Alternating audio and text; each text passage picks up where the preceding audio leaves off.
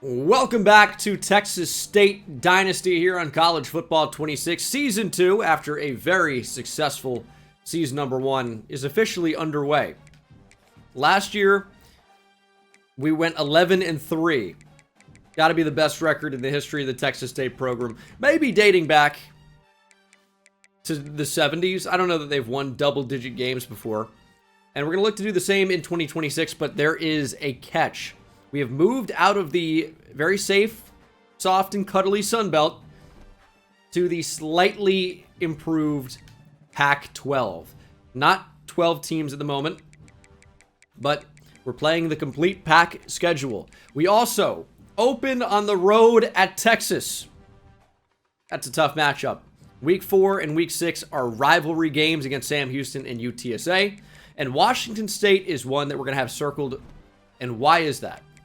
Well, superstar receiver from season 1, Chris Don Jr., has transferred to Washington State to be third on the depth chart at best. Congratulations. We wish him well or whatever, but that was a mistake. That was a mistake from Chris Don Jr. We're going to have that one circled. And if he even gets on the field, we'll see what happens. Season 2 will be really interesting, though, because there are a lot of new faces. We hit the portal really hard. We've upgraded the team in a big way. But our starting quarterback is likely to be Malachi Nelson, a former 5-star that has transferred around quite a bit to this point, but does have elite development trait. His accuracy's been improved. He's got a cannon. He's got very good overall quickness and mobility. He likely will get the nod to see if he can turn his career around at Texas State. If not, the lefty, Julian Duggar, could be his replacement. LJ Johnson's moved from receiver to running back. And at receiver, Bo Sparks is the only vet coming back. Outside of that, it's all freshmen, really. Deshaun Tolliver and a lot of 4-stars. Raheem Bickley, Tito Redwine, Jeffrey Bradbury.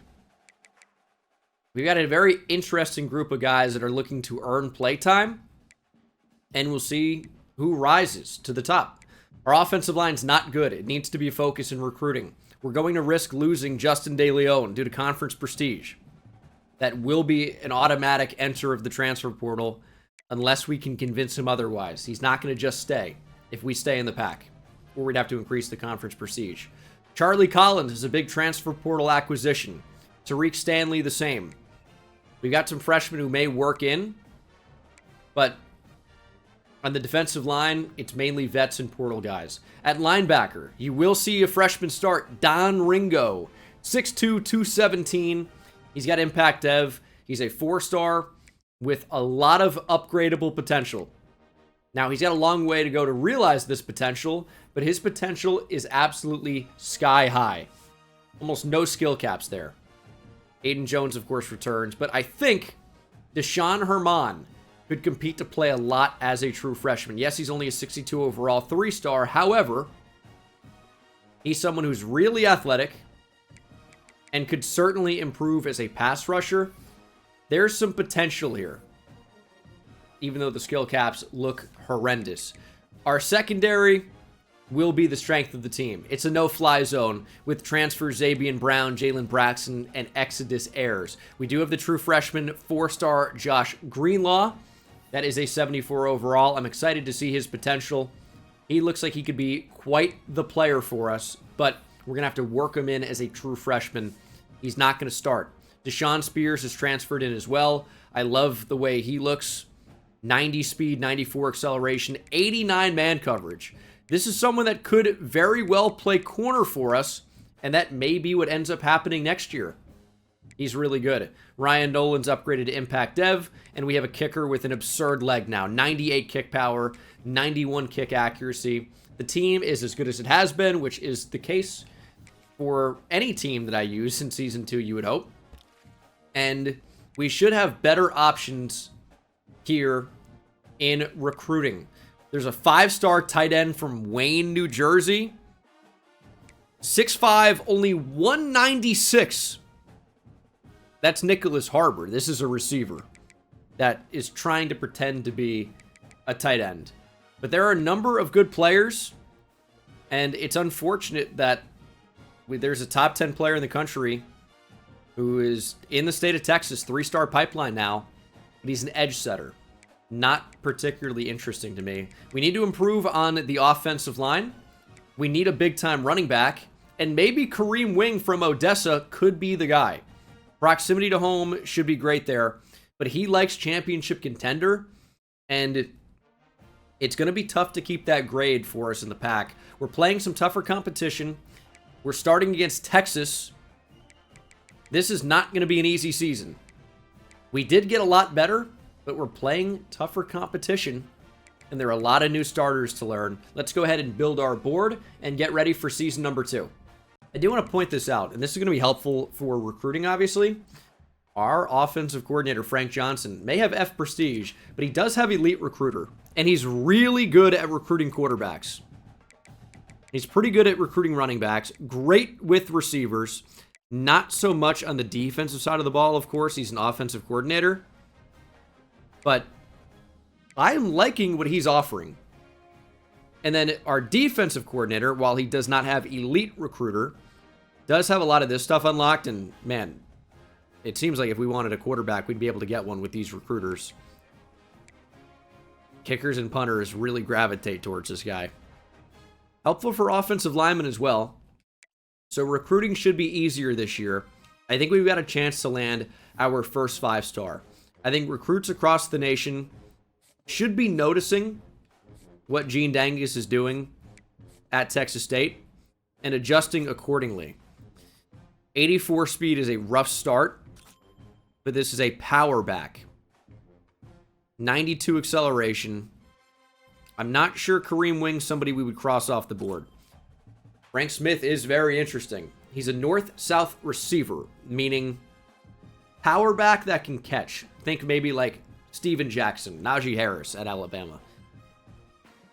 Could be quite good. And, interestingly enough, Frank Smith is from Honolulu, Hawaii. And why is their state abbreviation not HA? Maybe because it'd be too funny? I guess it ends in I, but I mean, I don't know. It seems like HA would be kind of obvious. I don't know. We're going to look at different options. We could run the ball more if we had a running back that was good. Ooh, Kai Gage looks insane. Might not have a chance to get him, though. John Nagy looks very good. We're going after a lot of bigger-bodied receivers, but I think this team might really benefit from having a ton of speed out there on the field. And I'd love to actually see what's available within the state of Texas. But it's a lot of just bigger-bodied guys. Taj Dingle? They better not let me get him. It's a lot of bigger-bodied receivers, which isn't the worst, but we need some speed in the mix as well. Not everybody can be 6'5" and not that fast. We need some guys that can fly. 84 speed is not flying. Deion Jones looks pretty good, though. Still always looking to add receivers. And I really would just love to get some guys that can actually run, but in this game, CFB 26, not a lot of the guys can run. Taj Dingle's a gem. 93 speed. That's flying in this game. Taj Dingle makes me tingle. I'd love to bring him on campus. And hopefully... Ooh. 6'4", 160 with 94 speed for Tim Silatolu. That's the type of speed I'm looking to add. All right, there are some wideouts in this class, let me tell you. None of them are particularly interested in us off the bat, but they just don't know it yet. Yeah, Zach Story's a freak. Yeah, I mean, he's not really a tight end. But blocking's not awful. It's not good, but it's not awful. 88 speed, 85 catching. What a story this would be if we could bring a 5-star tight end out of New Jersey to Texas State. That would be incredible. Unfortunately, my dreams have been crushed. Taj Dingle will not be a Texas State Bobcat. He's locked us out instantly, as has another phenomenal name at middle linebacker, Jamarcus Power. Power at middle linebacker could have been a movie, as the kids say. But it's not going to be. Or at least not one that I get to watch. Man, these receiver recruitments are going to be tough. These guys are already locking it up pretty quickly. Pretty disappointing. But maybe there are some under... We only have 450 hours still? I thought that would have increased. Program tradition is still at an F. I guess, do you even get credit for winning bowl games? It looks like just appearances. We might actually have a chance to win a Heisman this year. I mean, unlikely, but possible. We've moved up in conference prestige. We just got to keep winning. That's what it's going to take. Got to keep winning. And I'm hoping there's some 4 or 5 stars without offers. That's going to be a nice little cheat code. And Emmanuel Verrier is right there. We just don't have the brand exposure. Linderbaum could be an option, but we have a lot of receivers on the board. Pure possession. Another tight end. Very interesting. You know, it doesn't actually sort... When you sort by offers, doesn't actually sort by also overall and offers. We kind of have to look at that ourselves. But Byron Coffey could be good. I mean, there are a number of safeties in here. I just don't think the safeties are going to be that good. Lorenzo Dora looks like a tank. 5'10", 226. But I might prefer Chuck Smythe right now, because we need so much help on the offensive line. And I mean, we just got to take... Do we want to take Potato off the board to leave Nicholas Henderson? I think we'll have a better chance there. Let's do that. And then we'll recruit these 3 inside backers. I was hoping Jaden Akbar would not be heavily recruited. He's the #1 weak side linebacker. I want him. But it seems unlikely that we can get him. We only have 450 hours. It's going to be really, really tough. Like, I also want Kai Gage. He looks insane. He's 6'6", 210. He wants to go to Stanford badly. I don't know that we have a chance to get in that recruitment. Running back looks a lot better, though. We could be really improving at that position in a hurry. So we're going to set everything up and get ready to take on Texas. That's going to be a tough one. Good news and bad news with recruiting. I've gone after players we really have no business going after. And we're not ranked to start the season either, by the way. We have been locked out on a number of different players that I thought we actually had a decent chance to be in the mix on. Frank Smith, among them. I like where we are in Kareem Wing, though. I decided to go after Kai Gage. And I think it was a good decision because we've made his top 5. He's 6'6", 210. He's got speed in the 90s already. This is as close to a generational receiver as we're going to find. I thought it was worth the points to find out if we had any chance. And it turns out we do. We didn't have any chance at the other receivers, so I'm glad we didn't even waste our time. Kai Gage is the #1. Fortunately, tight end is just over instantly. We do have 160 hours now, which is good and bad. Why is it good? We have so many hours. Why is it bad? Texas has put a lot of points into Diego Villa. Maybe I should just stop that.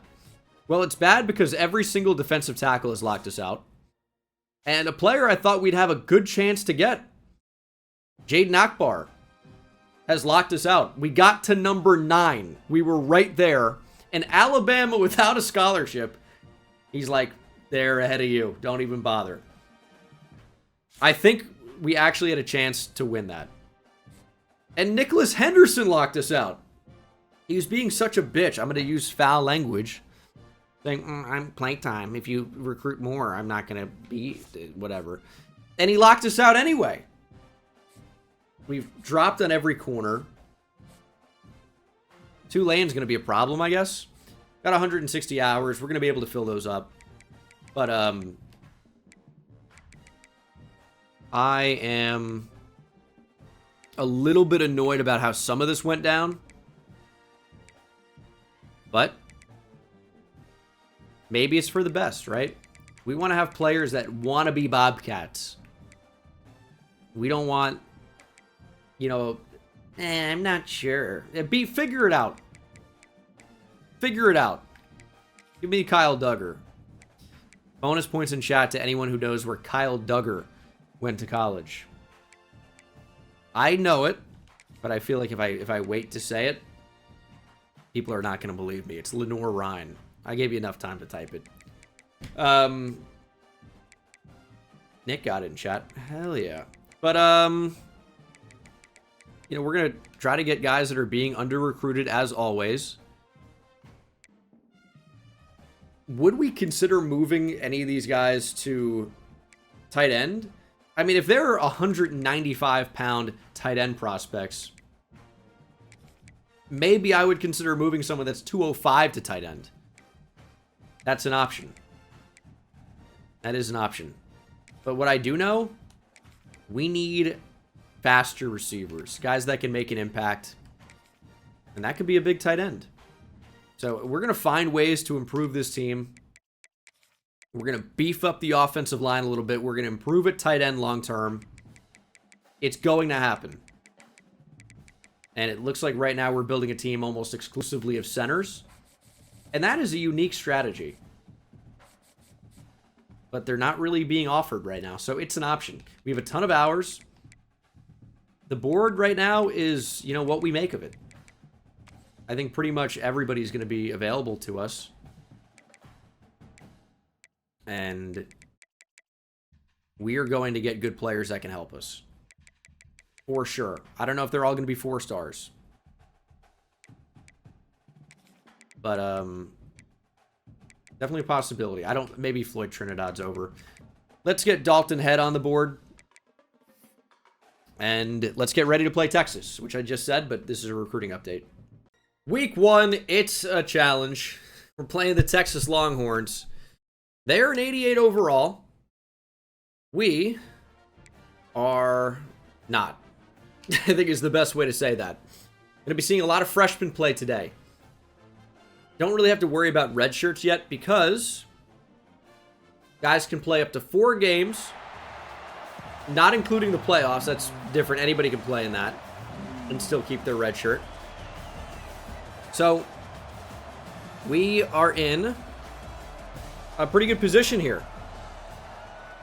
Texas is pretty good. And I gotta hide the Vince Young, hide the Ricky Williams jersey. We're Texas State fans today. Here we go. Let's go Bobcats.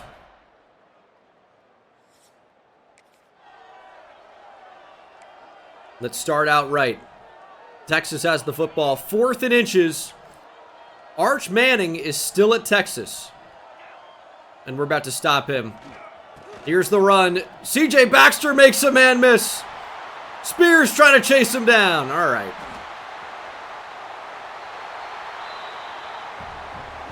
Texas has the lead. CJ Baxter also stayed at Texas. A lot of these guys typically transfer after year 1, at least in the version I had. They're bigger, faster, stronger. I don't know what you want from me. Texas may be too good. And the defense is back out on the field. I just like to keep it somewhat competitive. I mean, you expect to lose by double digits probably, right? But I'd prefer to keep it within 3 scores maybe. If we lose by 17 or 20, 21, whatever. But I don't want to lose by 50.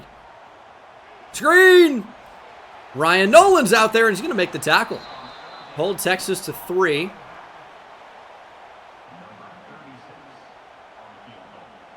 Texas should make this. And they do. No more Burt Auburn. Although he was actually pretty consistent inside 40. Less consistent outside of that range. And you see a lot of new guys on the team. Sparks is now up to an 89 overall. Malachi Nelson is the starting quarterback. But receiver is such an interesting spot. We have Deshaun Tolliver. We have Raheem Bickley. Those guys I expect to make an impact early. We'll see if that ends up happening. 3rd and 5. RPO shot to Evans, and that's going to be caught. First down, Texas State. And we do probably need to change numbers and things like that. But right now, they're true freshmen. You know, you got to earn a number. As that's going to hit Deshaun Tolliver right in the face. Okay. We know Alex Falk can drill from this distance, but it's not going to be easy. On the road at Texas, stadium's going crazy. It's from 50.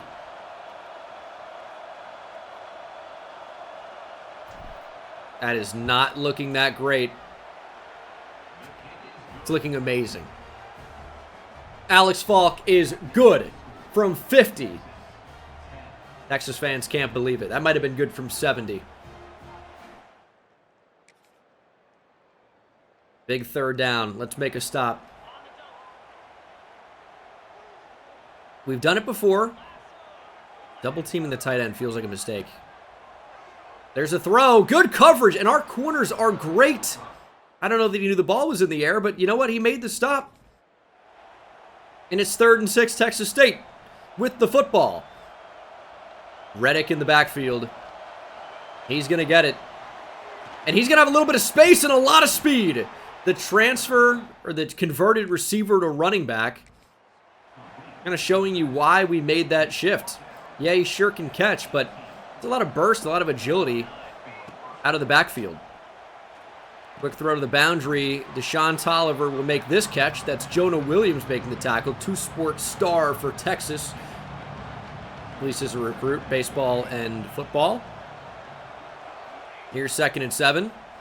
Shot to the end zone. It's going to be caught by Evans. Touchdown, Texas State. And that kind of stuns the crowd. We have tied it pending the point after. Kylan Evans. I said to the stream in the offseason that I think this guy could end up making an impact.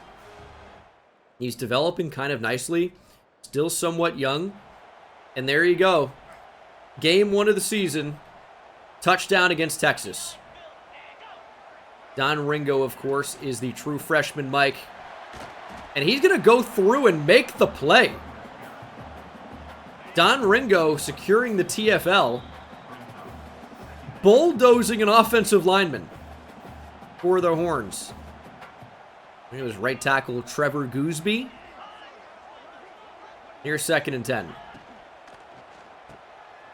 Going outside, Kalik Lockett makes the catch. 3rd and short for the Longhorns.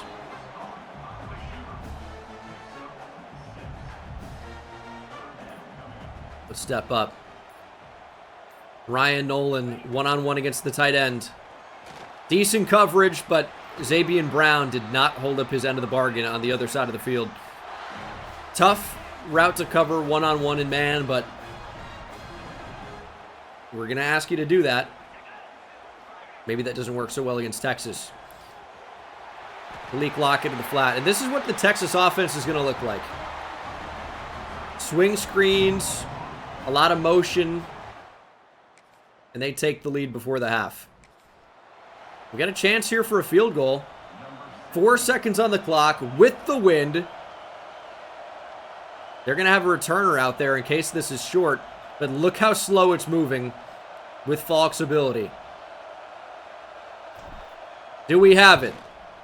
It has the leg, and it's got the accuracy. Falk drills it. And we move into the second half, only down by 4. This is a competitive game. This is all we could have hoped for.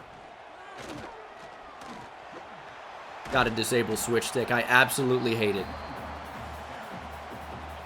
We'll see if we can actually do it this year, where we disable it, and then it doesn't come back on. That would be sweet. See how that works. 2nd and 4. Fill the lane. Ringo's there. At least starts the tackle. CJ Baxter's got 13 for 131. Ends up being Longacre making the play. True freshman. And we've got quite a few of them out there getting significant playing time. Here's 3rd down and 5. Dropping back. Good coverage. Throwing underneath. Big hit to keep him out of the end zone, but it's going to be really tough to keep Texas out of the end zone. 1st and goal on the 1. Gonna have to shoot a gap, make a play. Not going to happen. CJ Baxter scores again. I just don't know what we can do there. Texas is too big, too strong up front. They're going to win the battle at the point of attack. But we are still in it. 13-24. Crowd's going crazy. We don't know what buttons to press. We don't know what's going on. How about outside? We're going to hit Evans for a very modest gain. And we could try a 59-yard kick. Or we could go for it. And at this point in the game, I think we're going to go for it. Here's 4th and 2. Tight end is open. There's Stamey, 1st down. There's a huge gain as well. 26-yard rush by Eric Reddick. I mean, we really are slapping Texas in the face. Pressure is unbelievable, though. 2nd and goal. And this is not the type of play that you can run against a top-tier team. We're going to try it, though. Just too much speed. Jet touch pass against bad athletes. It's viable. Not against Texas. We're going to find the tight end. Stamey! He moves down to the 1. 4th and goal from the 1. I honestly don't think we can run the ball here. I think, again, Texas is too big, too strong up front. I don't think we're going to be able to do it. We're going to pass. 4th and goal on the 1. Throwing to Evans, who makes the catch. Touchdown, Bobcats. 2nd touchdown of the game for number 2. Can't change that number now. He's locked in. Kylan Evans keeps us in it. Malachi Nelson with a quick throw, but it's really the catch in traffic that makes that happen. Big 3rd down, 4th quarter. I mean, we've got a chance. We've got a chance against the Longhorns. We've got to make a big play. Baxter's not going to get there. He does have 165 yards rushing. And Texas is going to try a kick. Very makeable.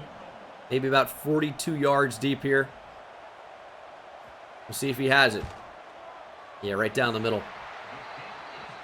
Texas extends their lead. And they've got the football again. And they're on the 1-yard line. That might do it. There's still time. But it's not looking good. Good tackle on the backside of that play. That's Charlie Collins. The transfer has a sack today. Couple of tackles. Here's 2nd and goal. Trying to shoot that A-gap. That's where we think the ball's going.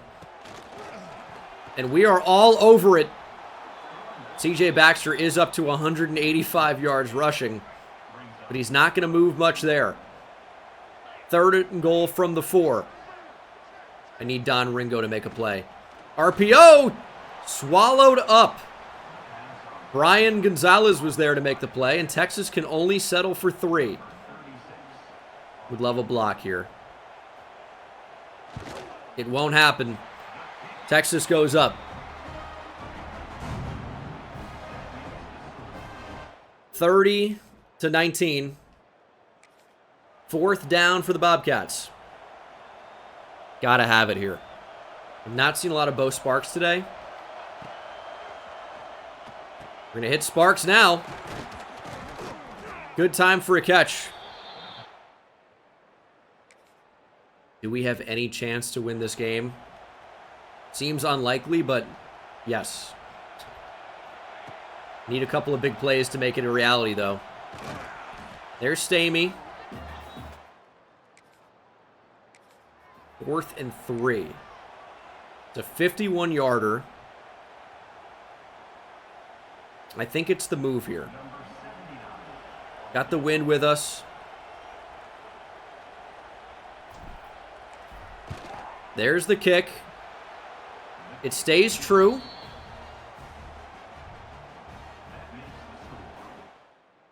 And we're going to need an onside kick. Well, we do have 3 timeouts, I guess. Down by 8. It's a 1-possession game. This is really all we could ask for. Here's a run. Get to the outside. Good tackle in space. CJ Baxter loses a few. 2nd and 14. It's not a guarantee that they run here, but I think it's likely that they try to get these timeouts off of us. Gonna go with an RPO. Lockett, can we knock him out of bounds? No. His 7th catch. 3rd and 6. Game effectively on the line. We're going to press our corners. Got to be really careful with that motion. It's just for trickery. Art's going to take off and throw, and he's going to complete it. Jordan Washington open. He would have had the scramble as well. Had a ton of different options. Not really even going to bother with this last time out. It's going to be Texas game to win. 30-22 will be your final unless something crazy happens. A delay a game really doesn't change much, unfortunately. Definitely a weird penalty to take. I don't know that I've ever seen the CPU take a delay of game before. And I don't think the game knows what to do. Okay. Yep, Texas to victory formation. We can't stop the clock. That is the ball game. That's the best result we really could have had. Texas is just bigger, faster, stronger. We said it. It was true.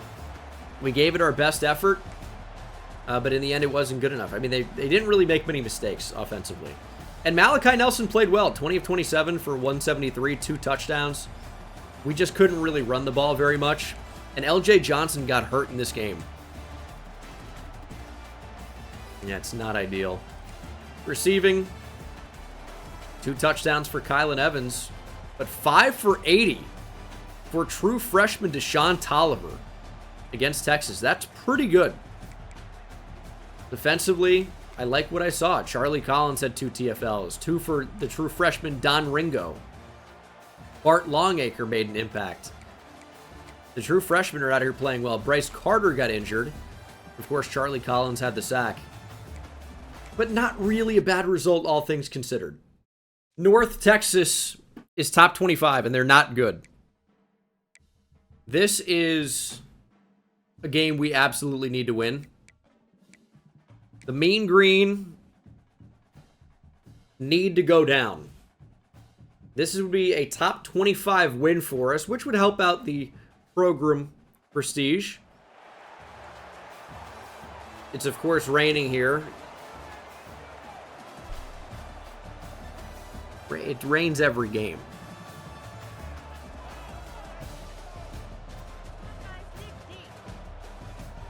Rains every game. But that won't stop us, not this time. Defense needs help. 29-yard catch. That's not a great start. We edited some players a little bit. That's what Don Ringo is looking like nowadays. And he's already making plays. Just knocking the block back, shedding, making the play. Don Ringo could be the next great linebacker in a series. Who knows?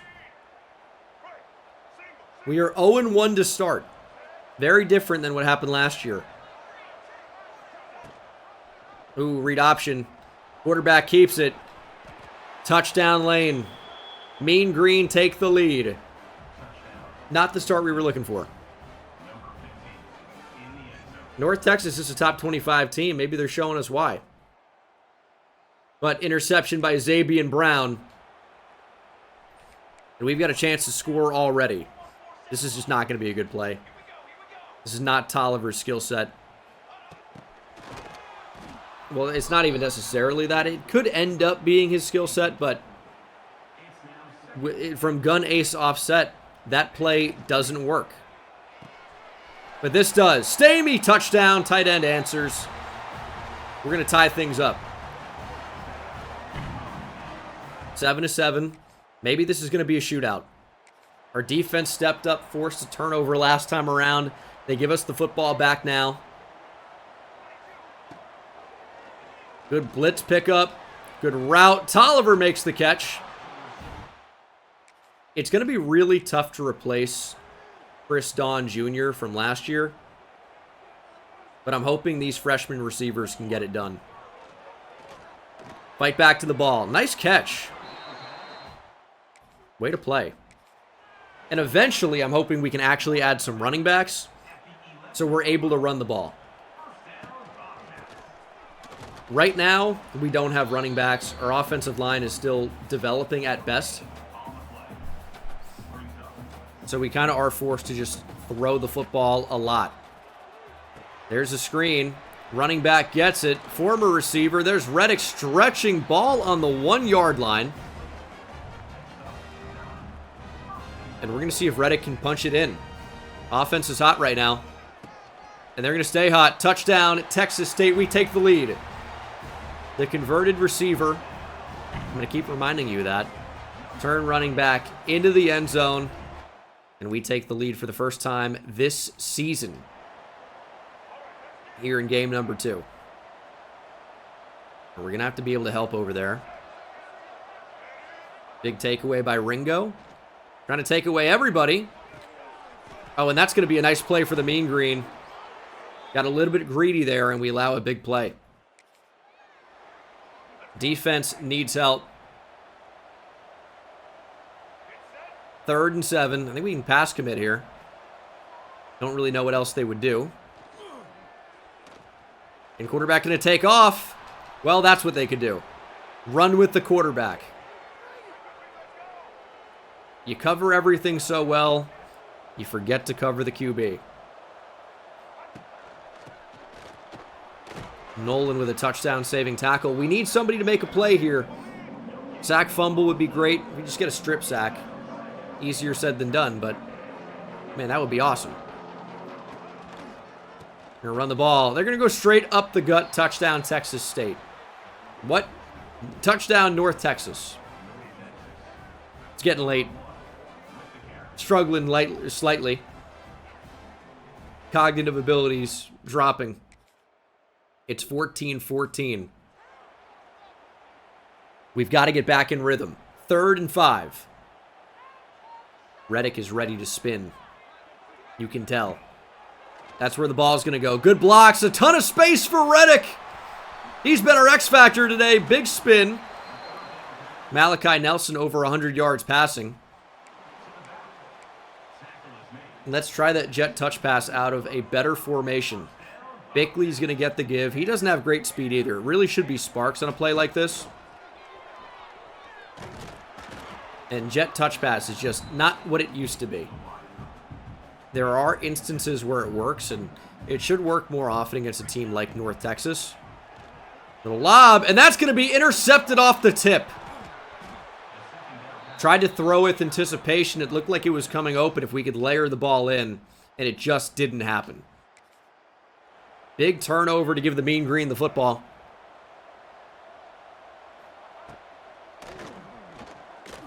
Everybody was open. Absolutely everybody was open. Come on. 3rd and 17. All right, this is a great spot.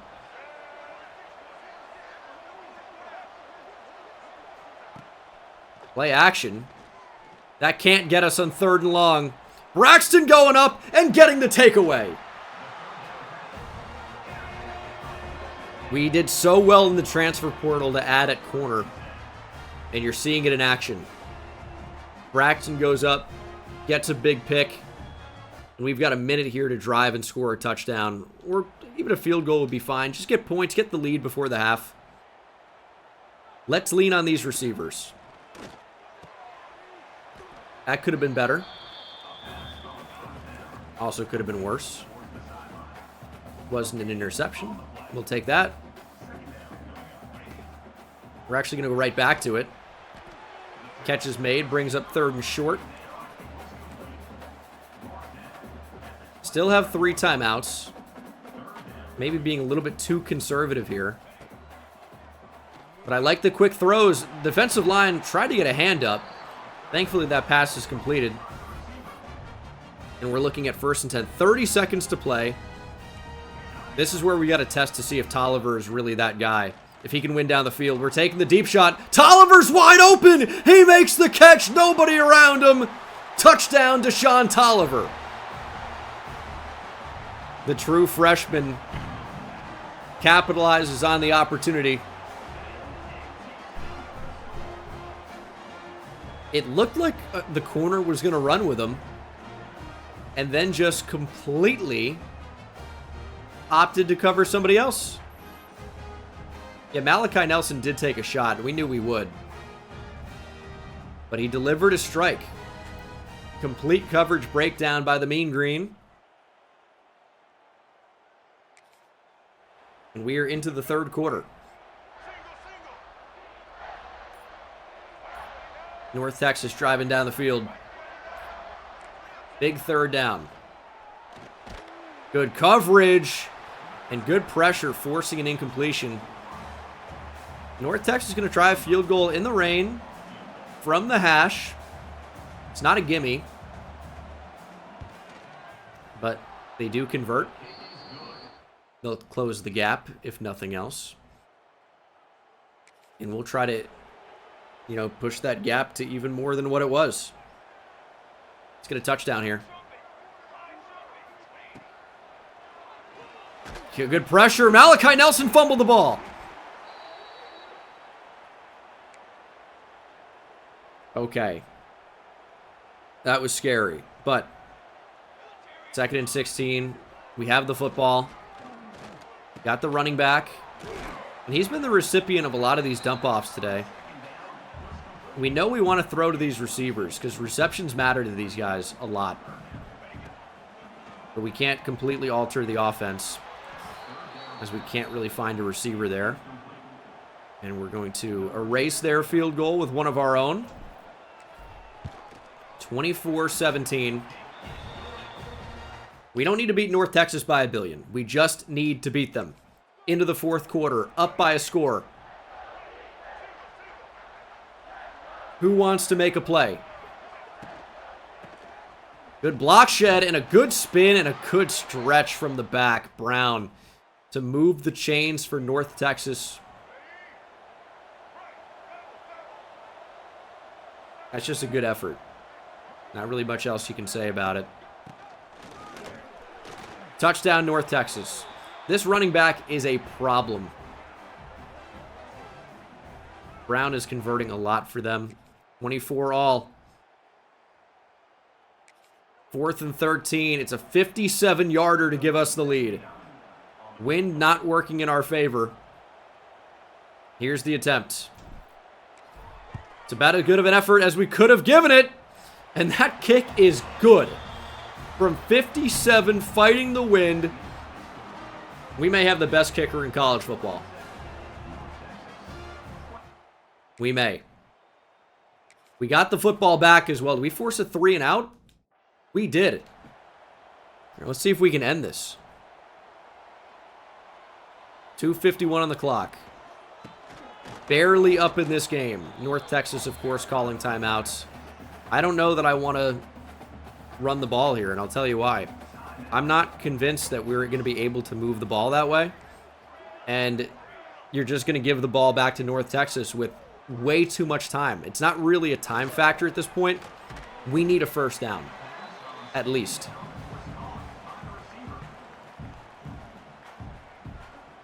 (24-27). Tolliver's activating.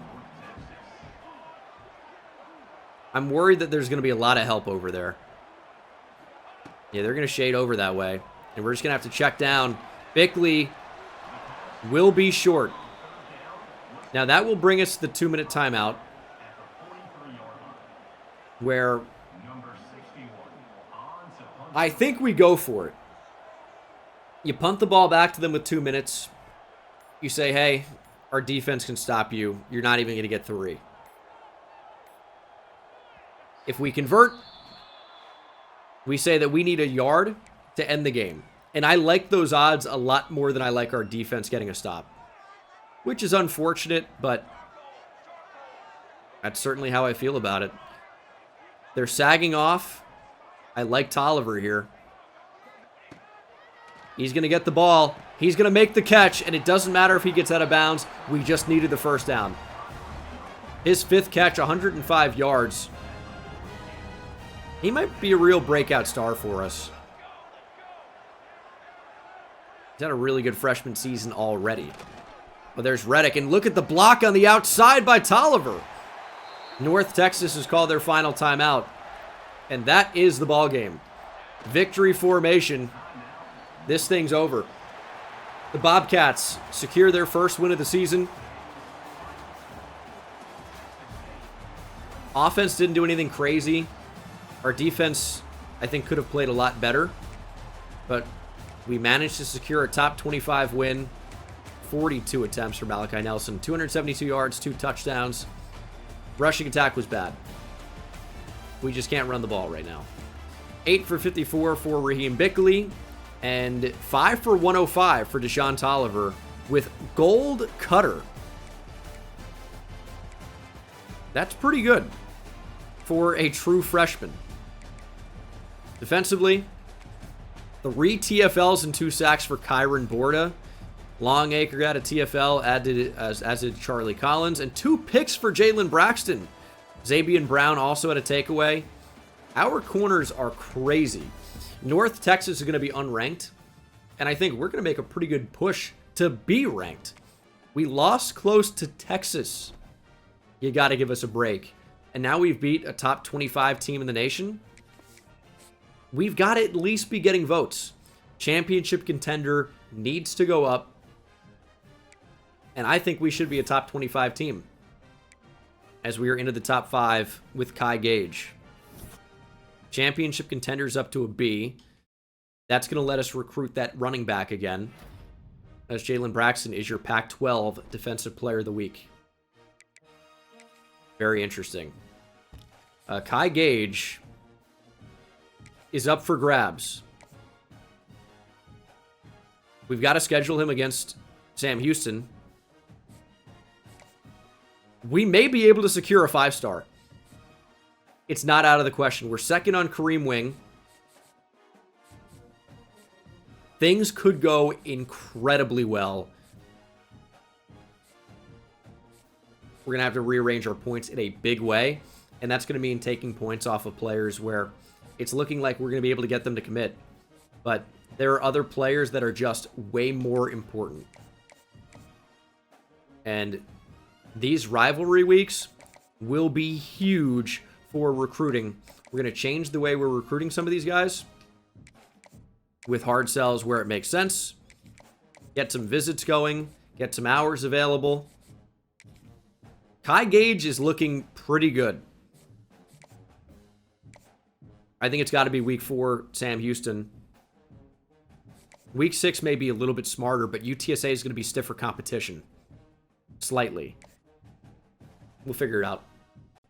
Playstyle is potentially a huge deal breaker for players on our team, which means it's going to be a huge deal breaker for players we are recruiting. Sam Houston's 0-2. And There are some deal breakers in place. Been locked out. We've got 45 hours, which...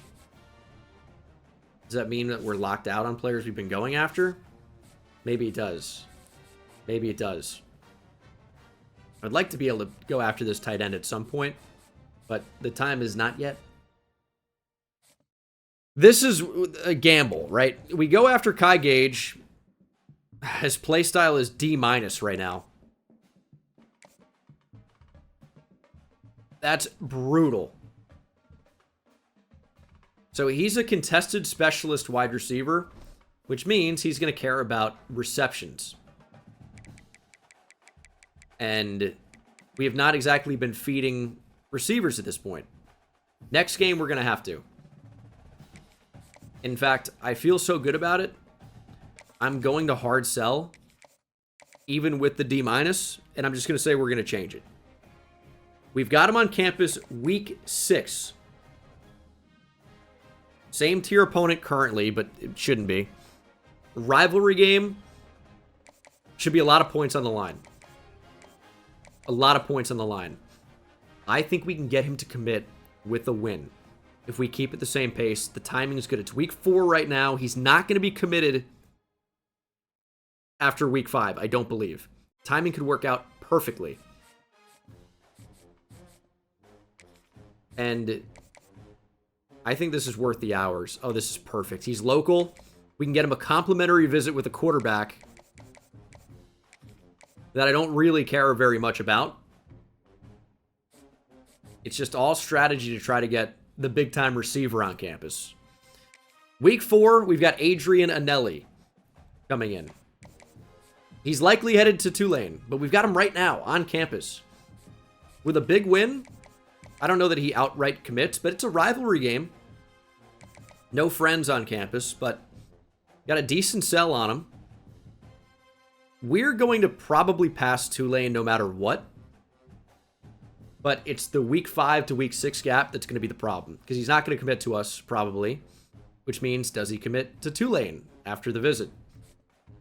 It's an absolute possibility. But this is such a fun game of what should we do? There are pros and cons to so many different ways of playing this, but I'm excited to see if we can bring in the 5-star receiver. That's what everything has led up to so far this season. We are trying to bring in the best player that I've seen so far in college football 25 at receiver. We're right on the edge. One wrong move, and we're completely out of it. But we're so close. Let's play UTSA. Nope, let's play Sam Houston. Well, eventually we'll play UTSA. Rivalry week. We've got a 4-star outside linebacker. Sam Houston's a 58 overall. That is absolutely dreadful. But, hey, any given, like, what, Saturday, whenever we're playing this game, let's break out the all-black unis, show Sam Houston that we mean business, and maybe, you know what would be an interesting deal breaker? This is stupid and they shouldn't add this probably, but what if the recruit cares about the aesthetic and you wear a cool alternate and you get a boost? I don't know. There could be something there. But here we go. There is a recruit on campus. This is a big rivalry game, but it's also a team we need to annihilate. And we're going to play all offense. We need to force feed receivers here. And that's going to give us the best possible chance to bring in the 5-star stud receiver. But we need to get the football back in order to do that. It's good enough coverage, but it's a catch.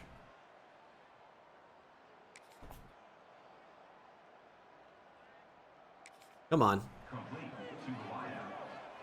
You don't really get a lot of pressure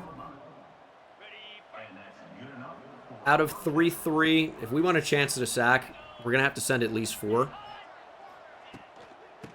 Running back gets the give. Nice tackle from Don Ringo. Mac Dunbar really had nowhere to go. And Sam Houston's going to run hurry up. Nice tackle in space by Spears. 3rd and 8. We're going to rush 4. Gonzalez, big responsibility here in the overhang. And that's pressure getting to the QB. Needed it, and we got it. Is that going to force Sam Houston out of field goal range? No. Makes it a little bit tougher. Charlie Collins has already had a good season. I don't even miss the transfer edge at this point. I think we upgraded. Here's the kick. It's going to sneak in. And as I mentioned, we are going to play all offense in this game. We need to feed our receivers. We need to put up numbers. Okay. They look like they're going to blitz that safety. So we're going to change what we're doing. And we're going to launch it deep. For Bickley, who makes the catch, and he's torched Sam Houston. That's what a 58 overall team should look like. Touchdown, Raheem Bickley. We got a lot of true freshmen playing, but the most are playing at receiver. We need these guys to make a big impact in the future. I know we're recruiting a big-time receiver, but these guys are fighting for their future. Bo Sparks is not going to be here forever. A nice receiving trio of Bickley, the 5-star receiver we're going after, and Deshaun Tolliver could be amazing for the future. Now, unfortunately, that's not going to count as a lot of receptions. They care about reception quantity, not quality. So we need to get a few easier completions in there, not just 80-yard bombs.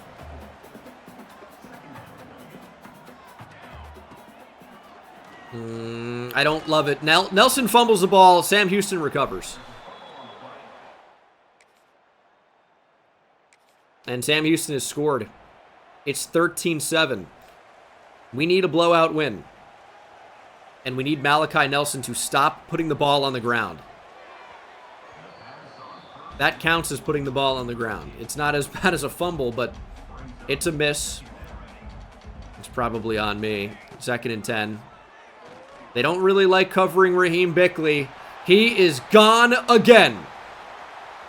We're going to take the lead pending the point after. Raheem Bickley just runs past the entire defense every play.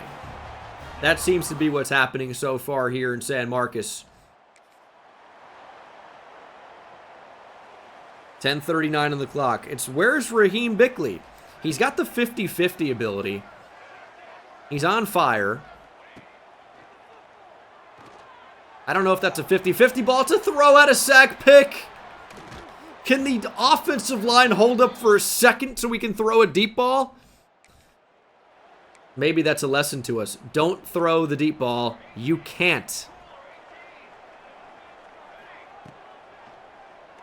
Man. Malachi has had an absolute nightmare performance so far. Yeah, San Marcos is pronounced San Marcos. I'm about 90% sure. Any other questions? Little check down. Can't make him miss with the spin. 3rd and 5. Bo Sparks is open. He's going to make the catch. Nice move from Bo Sparks.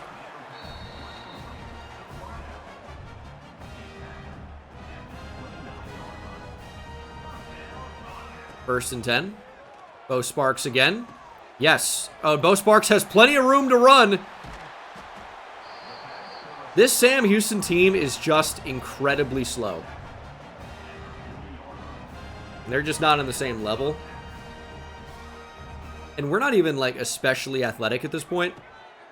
Just way more athletic than they are. Jeez, Malachi Nelson just keeps missing.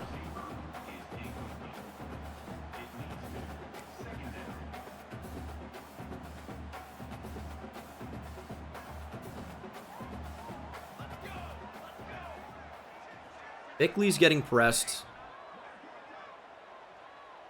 Kind of get an aerial view here.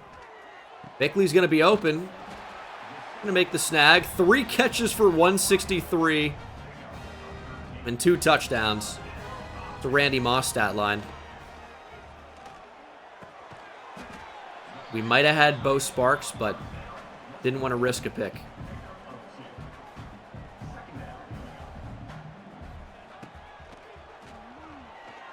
Just too much stalling. Thankfully, that's an incompletion.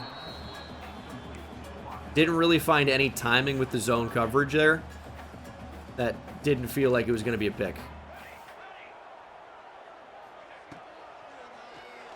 Bo Sparks on the post! And Bo Sparks for the score. We are starting to find our rhythm a little bit more. If they want to space the safeties out like that, that's fine. If you want to bring your linebackers there, we're just going to throw over the top of them. We take the lead, 21-13. And again, we need more completions to receivers. We need a ton. Malachi Nelson's already at 254 yards passing, 3 touchdowns and a pick, and it's not enough. I mean, in the NFL, these are decent numbers, but I feel like for NFL fans, as Tolliver's got a little bit of space, you don't realize just how offensive college football can get. You've got teams that can score 70, and it's not really that weird. You've got teams that'll throw for 500 plus yards in a game, and it's not that weird, depending on the team, obviously. So 254 first half passing yards is not really, it's not like it's that many. Like it is, but it's not. In the NFL, that'd be insane. It's like a good number for a game at this point, right? With, you know, what defenses are doing in the NFL. But in college football, it's actually not that crazy. 4th and 5 from the 44. The only reason you check down there is because you're playing for 4-down territory. Good route. Natural pick for Sparks. Big gain for Bo. Already 5 catches and 100 yards for him. I want to get Tolliver more involved. Come back to the ball. It's going to be picked. I want to go back shoulder there. There's not really a way to do it. Hole shots are tough with the timing. We're going to find it. 2nd pick of the game for Malachi Nelson.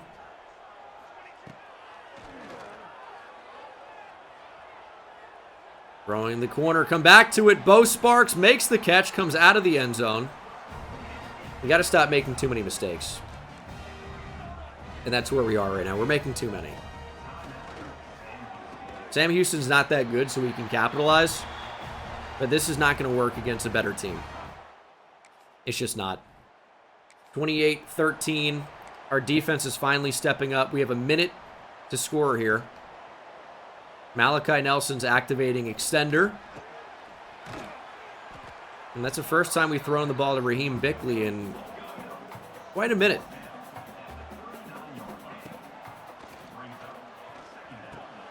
There's Stamey.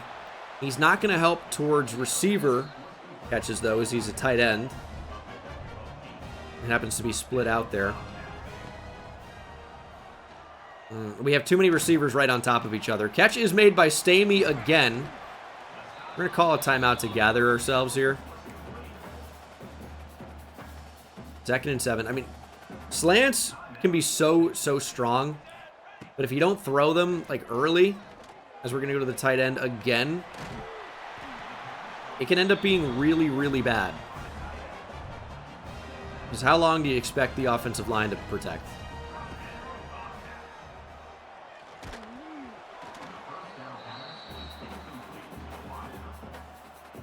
Go and prevent defense here. Can we maybe get a clear out and then Bickley underneath? Didn't work as well as I wanted it to, but I didn't set it up like I should have.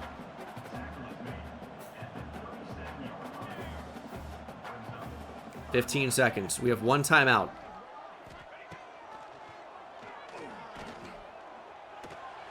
It's going to be intercepted. I really thought the receiver was going to do something different. 3 picks for Malachi Nelson. And I think we're going to make a quarterback change for half number 2. I want Julian Duggar on the field.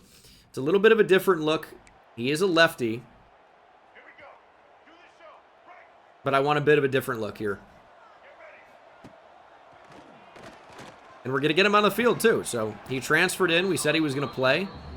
The arm talent is noticeably different immediately. Not a lot of juice here from Duggar. And we have a step for Sparks, and that is a beautiful ball. A lot of congestion there, but a big touchdown.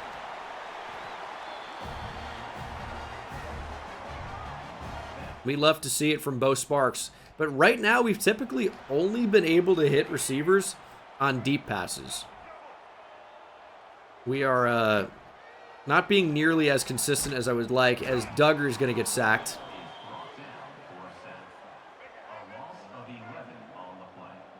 I mean, we're really just painfully inconsistent on offense.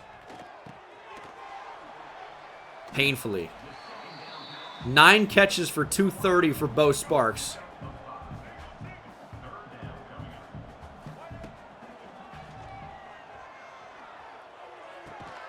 Did Bickley make that catch? It's not really going to matter, as it's going to be defensive pass interference, which of course we're going to accept. But I think he did actually make the catch. If we could ever get the penalty to actually pop up. Maybe never. As soon as I hit stop recording, it's the moment it activates. Okay, the receivers, like, they always get me when they stop running across the field. That's when accidents happen. You know what we need? We need a post, and we need a streak. Put the safety in a conflict. Oh, we nearly had it. Just needed a second more of protection. Didn't get it. 3rd and 3. Slant is open. There's Bickley. Continuing a nice game. Yeah, Nelson was the 5-star USC commit. He's transferred to Texas State now in our save. And did we bench him, or are we just getting a different look for the second half? That's not unusual. That does happen in college football from time to time. It was nearly intercepted. I will say the Texas State offense has been inconsistent, sure, but the Sam Houston defense has been better than I've expected. I think I just need to start making my own adjustments. Bickley touchdown. Reading the defense and making plays. We need to do a lot more of that. And we need more wide receiver catches. That's for sure. We're up 42-13. The blowout victory is on. But we need more receiver catches. What is that? We missed the jet touch pass. Sam Houston recovers. And it's Enow Etta who we went after. What is this? The quarterback just missed the ball on the snap. You're done. You're done. You got your chance. Julian Duggar is out of the game. Malachi Nelson's back in. You're done. 20-42. We're still up. That is unbelievable. And that is Malik. Get Duggar back in. I mean, oh my God. We're just holding the button down for too long. And you know what the annoying thing is? We need receiver catches. And it's the tight end who couldn't be more open every single play. He's open every play. Stamey is never not open. Pressure. Unbelievable. Absolutely unbelievable. Sam Houston's coming back, and we don't really have much of an answer. About to go to the fourth quarter. We've thrown the ball a lot. Tolliver took a shot. And we don't really have a lot to show for it. This was a game where we were supposed to come out and just get 100 catches. We're not doing it. Unless we throw to the tight end. Stamey with an unbelievable grab. If tight end catches counted for these receiver deal breakers, man, we'd be in business. What if we put a receiver at tight end? You've played great, Stamey. We're up by a lot. We're going to make a change. Or are we? Because we can't actually do that here. They've thought of everything.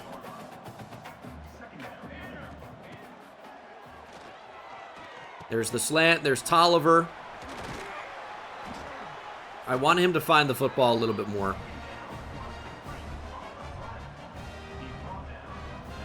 Just haven't had a ton of opportunities. I also want to see what Bickley can do on a 50-50 ball. I feel like I don't have time to do anything.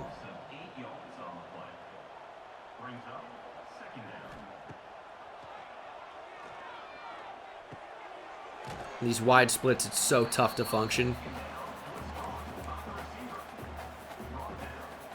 Like, I could leave in Reddick to block. I don't think it'll make a difference. 3rd and 13. That's got to be a touchdown. It won't be. It's a pick. The route's jumped.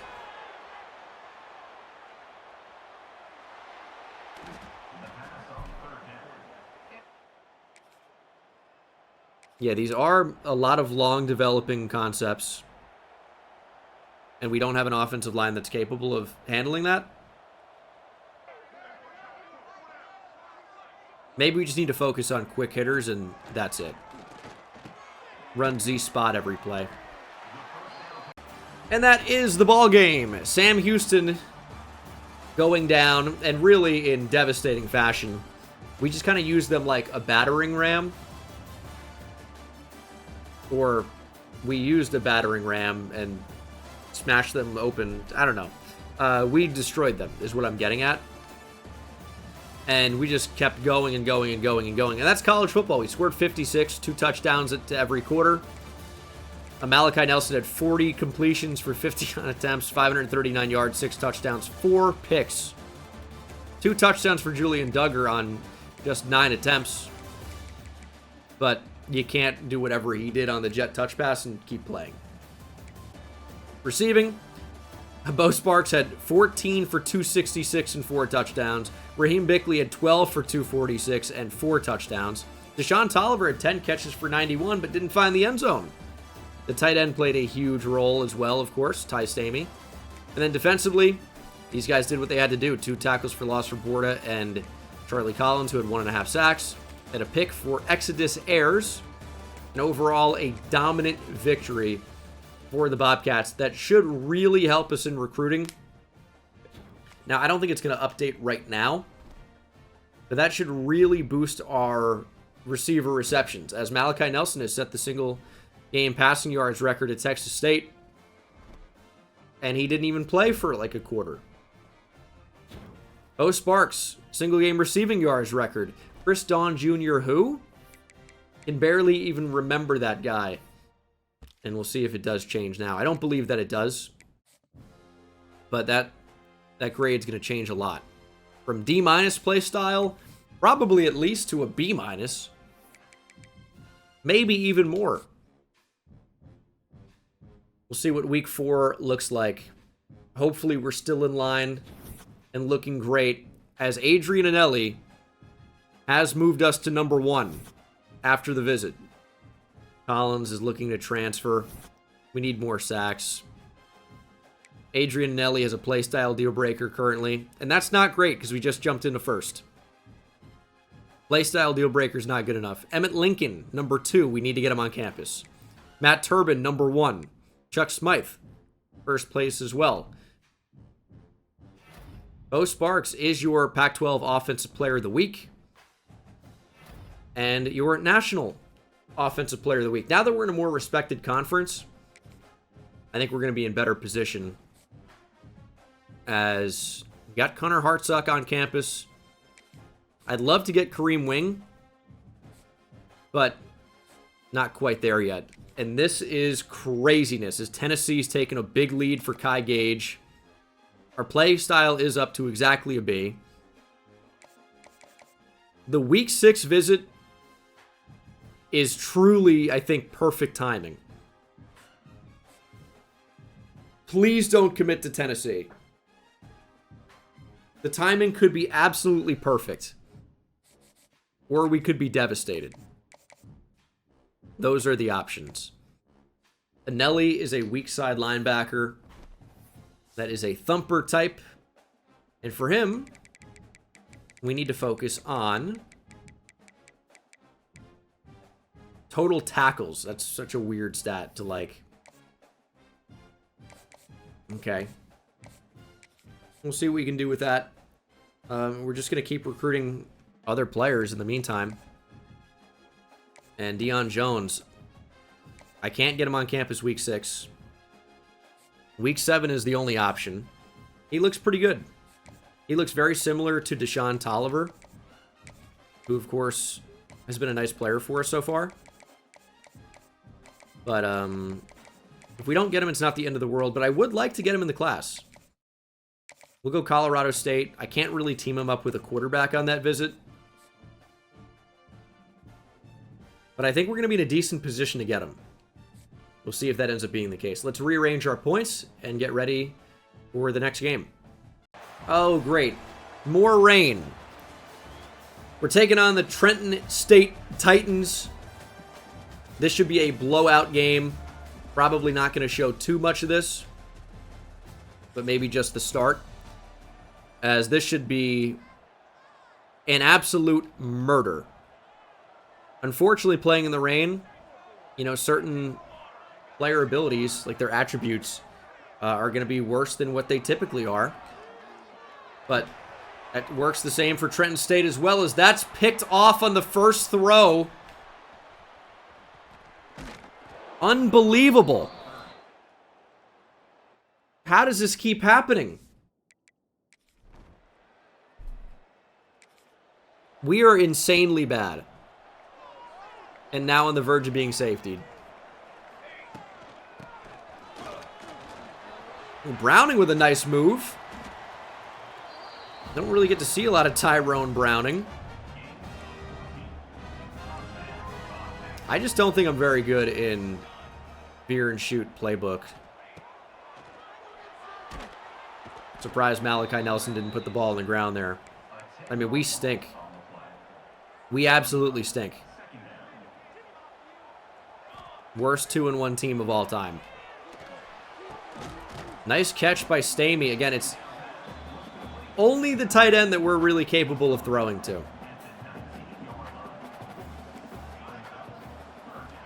Will we have time here? Deep shot for Tolliver. I mean, that safety's an All-American. I'm so sick of this. This is an FCS school. I do want to score a touchdown every play.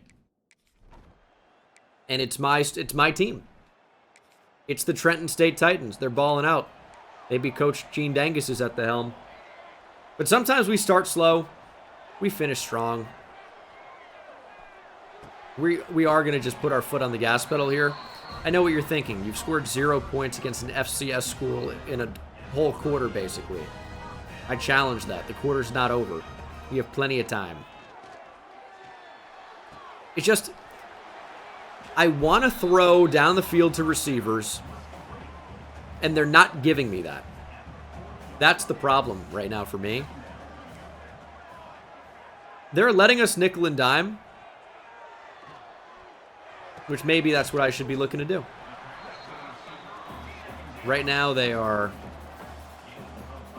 being really annoying, but we just need to stop playing for the deep shot and take what the defense is going to give us. That's going to be way more effective. And I'm sick of the rain. Have I mentioned that? Good slant. Oh, it's dropped by Tolliver. We just have the longest developing routes ever. It's good timing. It's a terrible ball. Sparks makes an incredible catch. Bo Sparks. That is one of the best catches of the series so far. Definitely the best catch of season 2. That was not. Dude, we just can't play football in the rain. It's incredible.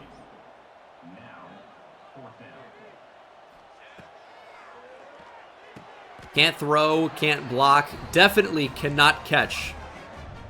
We've had so many drops today. Tolliver's dropped the ball a lot.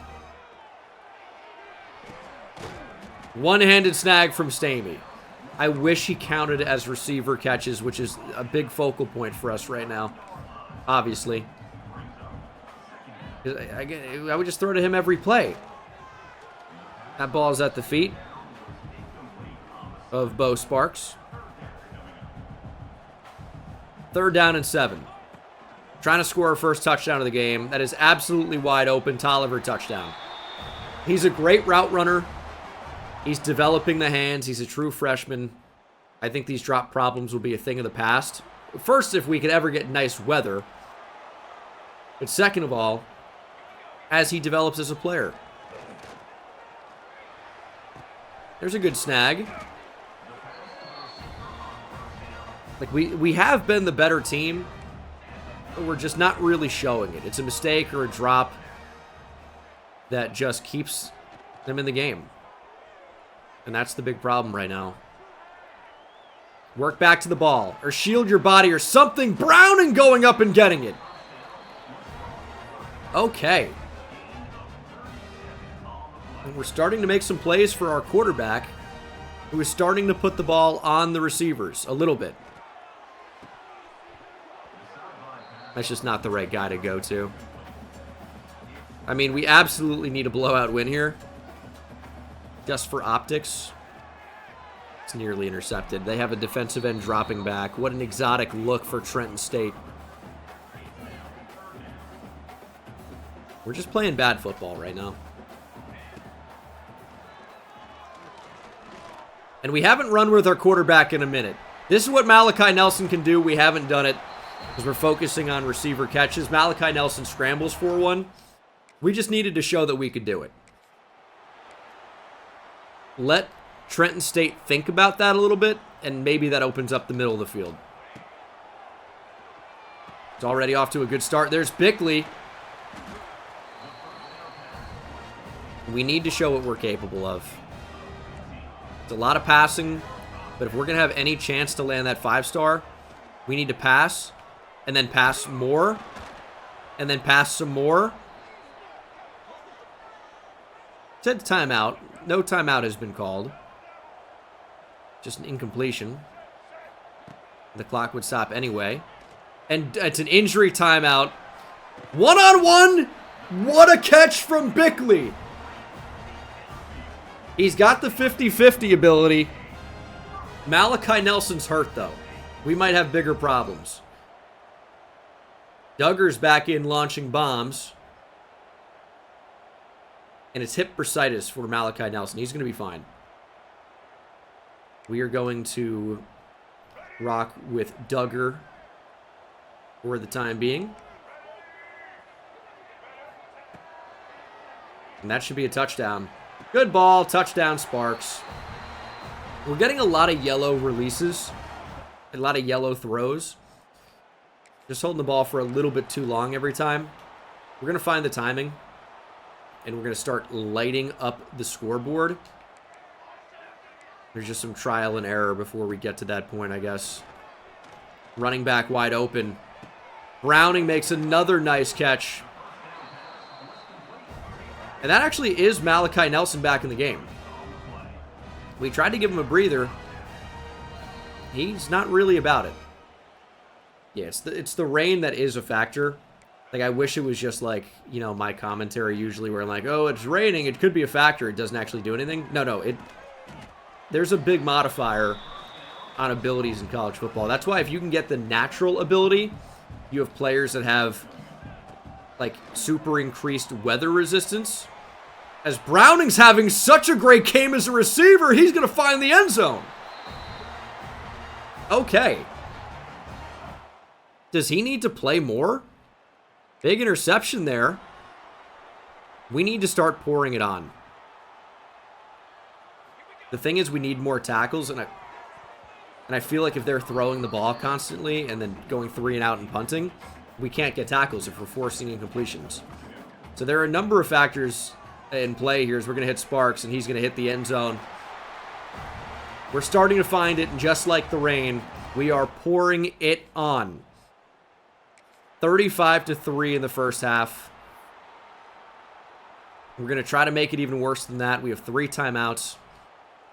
Obviously going to try to find the end zone, but I mean, I wouldn't mind a couple of completions, but Malachi Nelson, that's not what you want to do when your quarterback's hurt. They still don't want us to try and score here. Do we have a shot at a field goal ever? We might. A second on the clock. It's a 59-yarder. I honestly think I'd rather just leave 3 potentially on the board to take a deep shot. Higher upside. Throwing it up to Tolliver. Ooh, nearly had it. All right, decent first half. We battled back. They can't score on us. They're not going to be able to score on us. I know they have 3 or whatever. We're fine. Let's just coast to the finish line. We're going to win this game. Massacre of Trenton State. It's tough to play in the rain. 56-6 is your final. We threw the ball a lot. 5 touchdowns, 2 picks for Nelson. Duggar came in. 2 passes for 49 yards and a touchdown. And he also ran for 78 yards and 2 touchdowns. He being Malachi Nelson. Receiving, distributed the ball pretty well. Even the tight end had 10 catches for 84 yards. It's just tough. He's open every play. 3 touchdowns for Bo Sparks, 2 for Tolliver. Tyrone Browning had a great game as sophomore receiver. Raheem Bickley, very quiet, 7 for 104. But against an FCS school, this is what you should be doing. You should be absolutely crushing them. And that's what we did. We did not let up.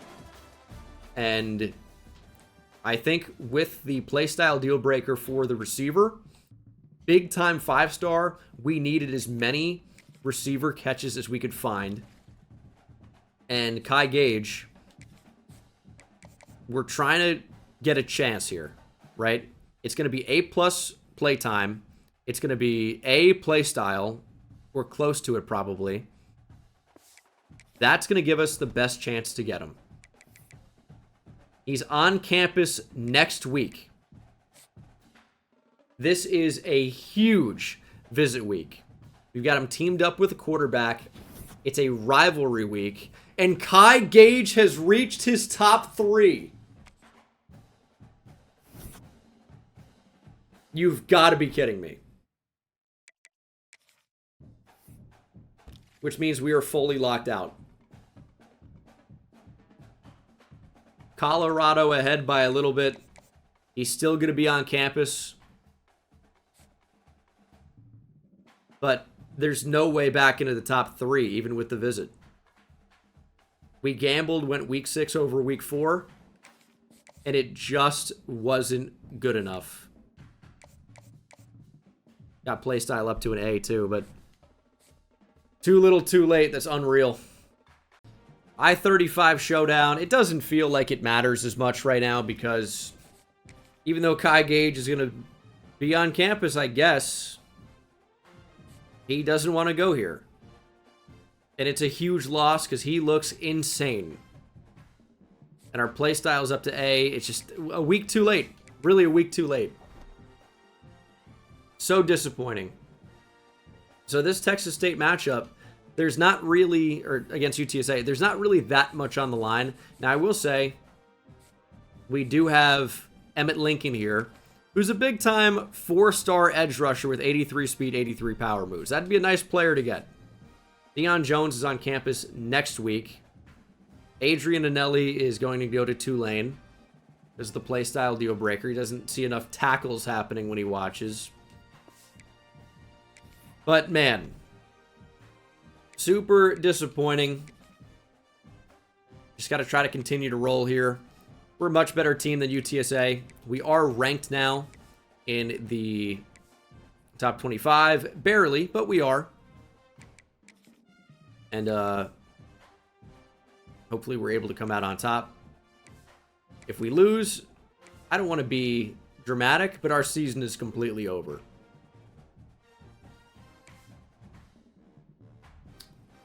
Let's get a win. Let's go. UTSA is no match. Owen McCown was a bit tough, but we do actually have something on the line here. Their running back is a player we tried to recruit in the offseason. We wanted him at Texas State. And we've not been able to run the ball at all because we've not had a running back. He would have been the guy.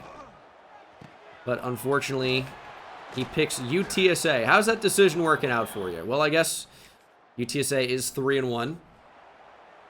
We're also 3-1, but we're ranked.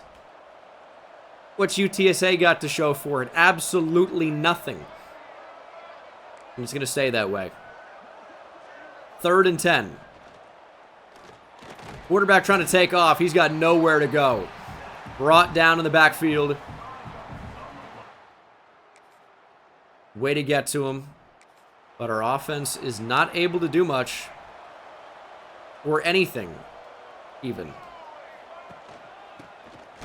Nice tackle from Ringo. Ringo's a heck of a linebacker. There's Bill Davis. Another player that we tried to get in the portal. They've got 2 running backs that we tried to bring into the portal. I was talking about High. Brandon High Jr. We just got right out of the way. Oh, this guy's a heck of a linebacker. And then just kind of strafed out of the gap. We got a run commit. 3rd and inches. Receiver in motion. Wow, end around. Like a little jet sweep. Touchdown UTSA. And they've got the ball. 4th and inches. Supposedly they're going for it. It looks like a punt. And it typically is. It will be. We have Evans back to return. Haven't seen a lot of him, but we've been trying to get the freshman receivers involved a little bit more. So he's kind of taking a back seat. And we are not able to do anything offensively. It's 3rd and 8. We're on defense again. We've been on defense the entire game, it appears. And that's a big conversion for UTSA.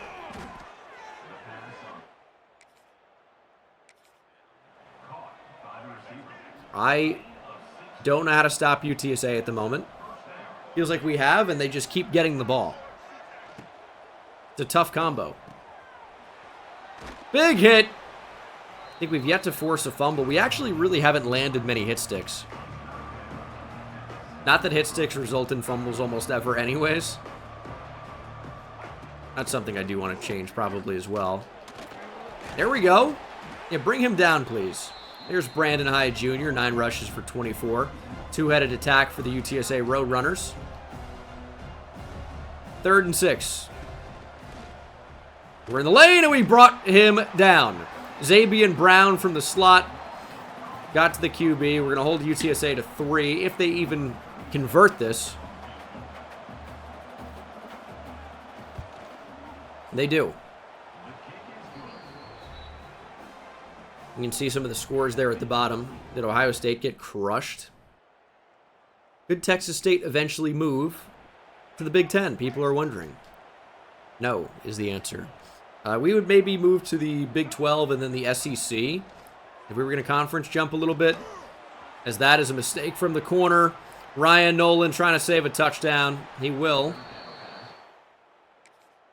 But we're getting smoked. We've had no offensive moments. We're not scoring. I don't know what to do. They don't want us to win the I-35 showdown. That's for sure. We've had legitimately no chance so far. Touchdown, UTSA. Iowa State beat USC by 40. That's what they were talking about. Hey, 2-minute drill, get some points. Wow. We're down 17-0. I don't think the game is over, but it certainly does not look good. Get it down the field. Bickley with a step. Bickley cannot make the catch. He's got 50-50, but not going to show up there. 1:48 to play.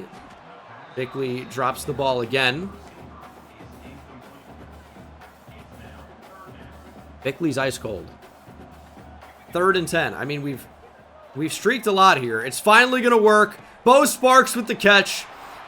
And right on cue from Season 1, that is the spark we needed to activate. Finally on the board here. We've got the football back. 59 seconds, 2 timeouts. Boyce is struggling a little bit. Good route from the tight end. Big gain for Stamey.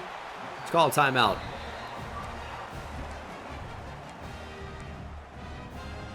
We don't need to get crazy here. I would really like a touchdown before the end of the first half. That's kind of the only thing I care about in the whole world. It's a touchdown before the end of the first half. 14-17 is not bad. 17-0 is atrocious. 14-17 we can work with. Snap the ball, Malachi. That just works as a throwaway. Saw pressure coming in, just press the first button. Thankfully, it's not a pick. Is that a bad habit? I mean, it doesn't always hurt me. Just really don't want to get sacked. And I know the linebacker's not going to be able to cover Lewis in the slot. But we actually did because Lewis is slow. Malachi Nelson taking off. We need to see more of this. He's got good wheels.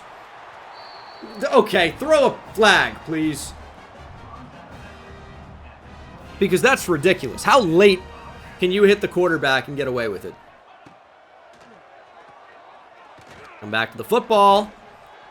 Bickley finally gets hands on it. We're going to keep up the pace, though. Just one timeout. Nelson on the move. Nelson with just enough speed. Nelson walks in. Touchdown, Texas State. And we are battling back. I mean, maybe it's good the 5-star wasn't on campus to see us go down 17-0 against UTSA. Or maybe he is here and he's like laughing at us.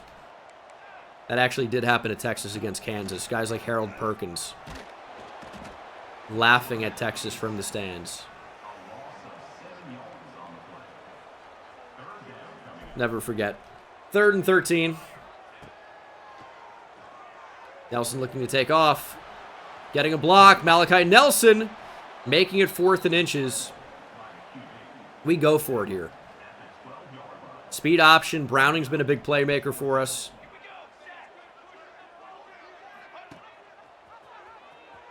Malachi Nelson keeps it. Pitches late. Could have been a touchdown. A dangerous pitch there, no question. I wouldn't do that again. I mean, I probably would, but... Tried to high point, get that in there. 2nd and goal. We've got to use the mobility of Malachi Nelson a little bit more. Touchdown, Malachi Nelson. He does it again. That's been the missing piece so far. Malachi Nelson is a weapon with his legs here. We need to show it more often. We're up 21-17. We're finally taking advantage of our offensive opportunities. Nelson is showing the legs. He's had a pretty good game through the air. Has been intercepted, of course. That's been commonplace lately. On the move. Throw on the run. Tolliver! Touchdown! Here we go. Love to see that. We extend our lead, and we're actually somehow pushing for a blowout despite going down 17-0. 28-20. 4th and 1. Will they run the football here? They will, but they're going to run right into Ringo, who wrestles him down. Bill Davis has had a nice day. 15 for 119. But Don Ringo able to bring him down. But we don't capitalize. And they've got the football again. 3rd and 4.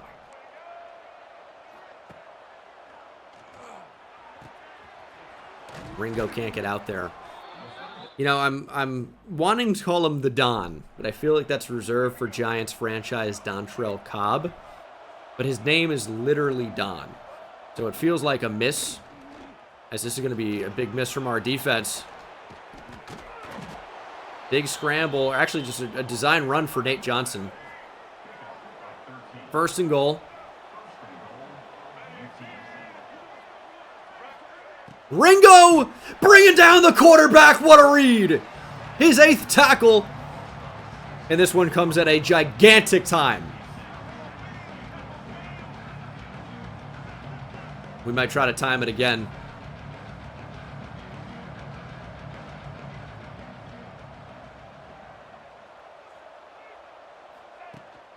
But they're going to run the ball. And not successfully.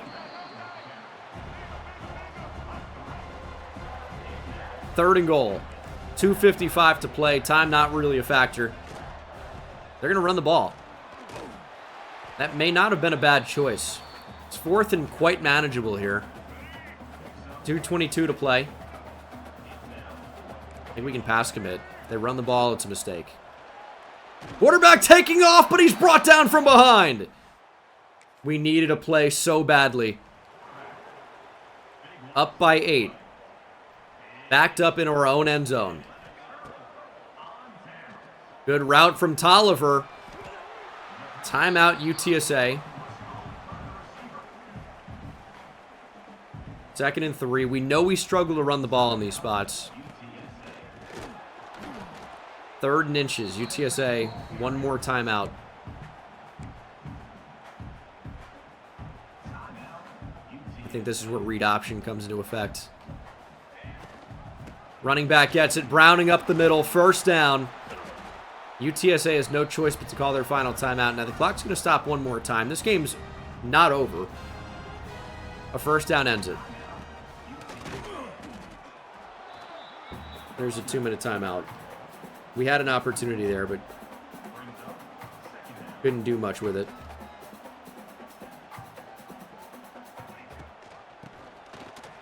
Oh, there we go. Browning. That's a little bit better. And now there's an injury timeout for UTSA. That can't stop the clock. That can't stop the clock there.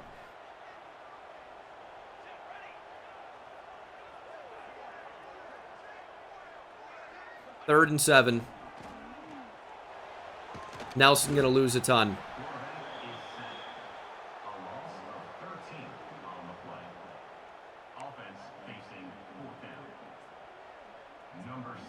Absolutely unreal. We're going to need our defense to come up clutch here. 59 seconds to stop UTSA from getting 8. We're in a really good position. We're not going to get a blowout win. Almost certainly. Not impossible, but probably not. Forcing a throwaway. 2nd and 10. I'd love a pick 6. It'd be a great time for a pick 6. Make a mistake. I will take the sack there. That works too. 3rd and 15. Our defense is stepping up when they needed to. Quarterback launching up the seam. He's got him. Touchdown UTSA. Were we in Tampa too?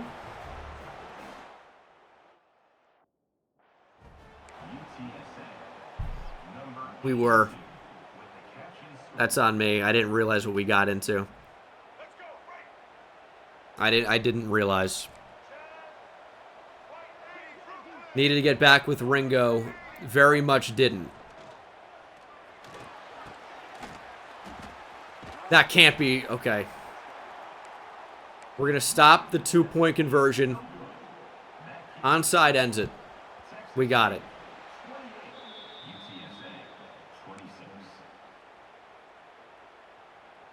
I honestly want to launch one on their heads.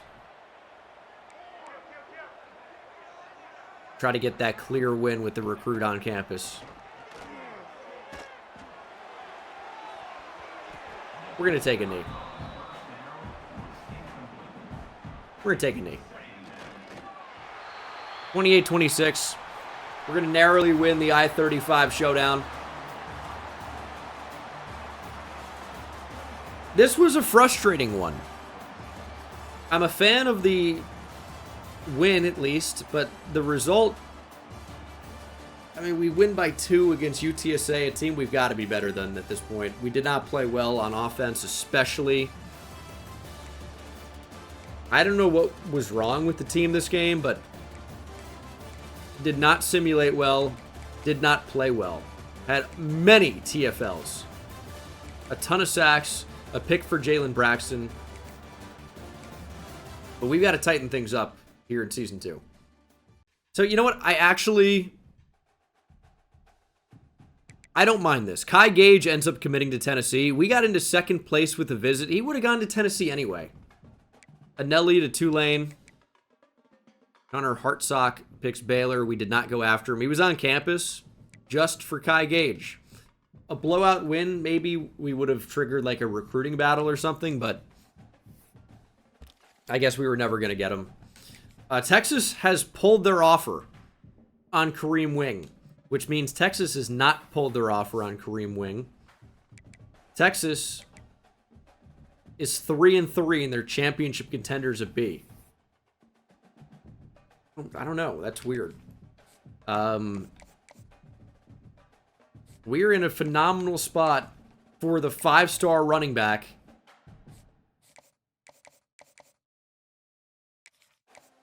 I think we've got him. I mean, how do we not? 6'1", 201. He's not the fastest guy in the world. But a big, powerful running back. North-south type of guy. That's going to be our guy. We will be getting a 5-star. So we haven't seen LJ Johnson in a while. I didn't do a good enough job talking about it. He broke his collarbone, and he's obviously missed some time for us.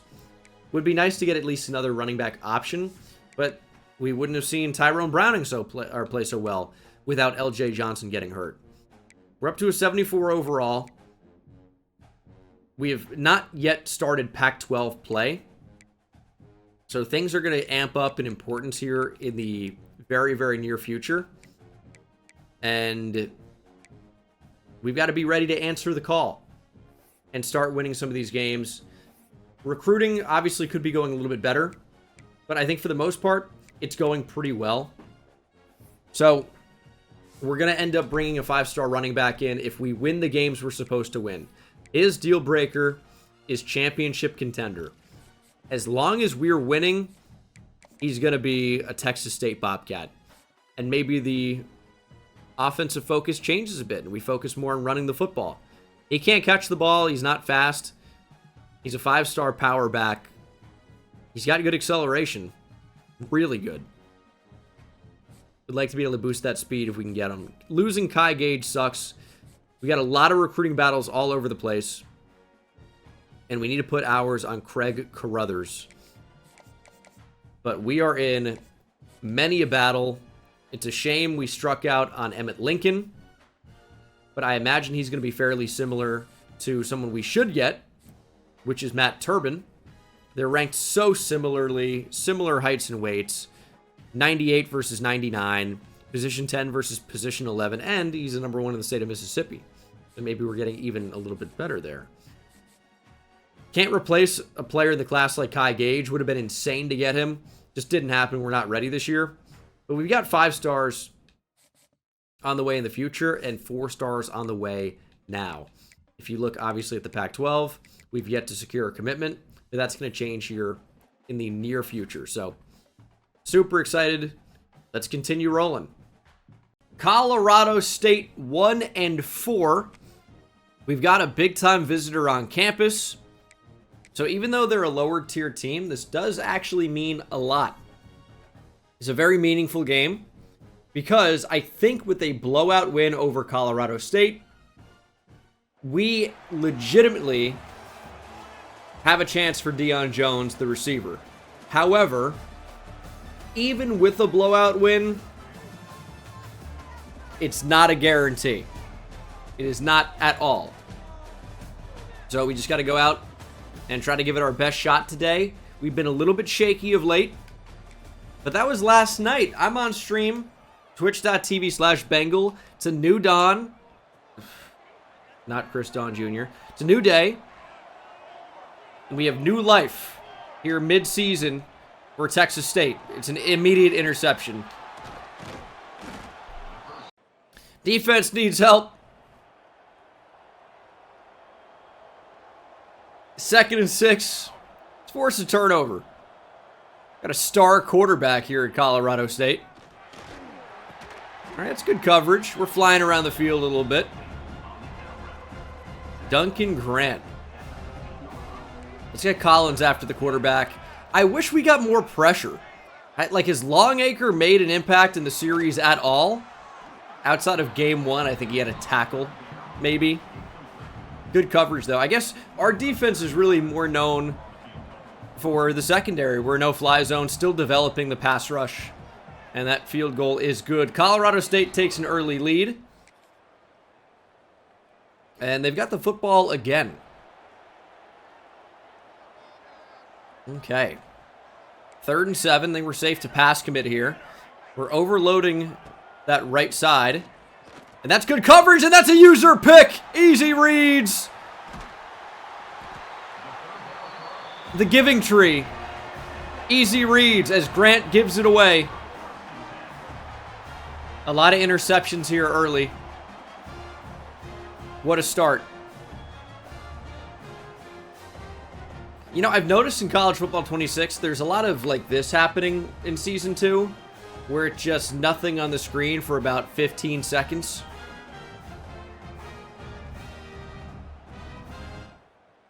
Okay, thought we were going to get a replay. I don't know if it's anything to do with playing the moments. It's a possibility. But, alright. We're locked back in on offense. There's the slant. Tolliver drops it.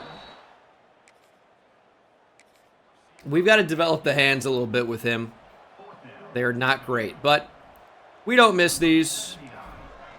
Right down the middle. Good effort off the edge there with the diving attempt to block the kick, but it's not going to work.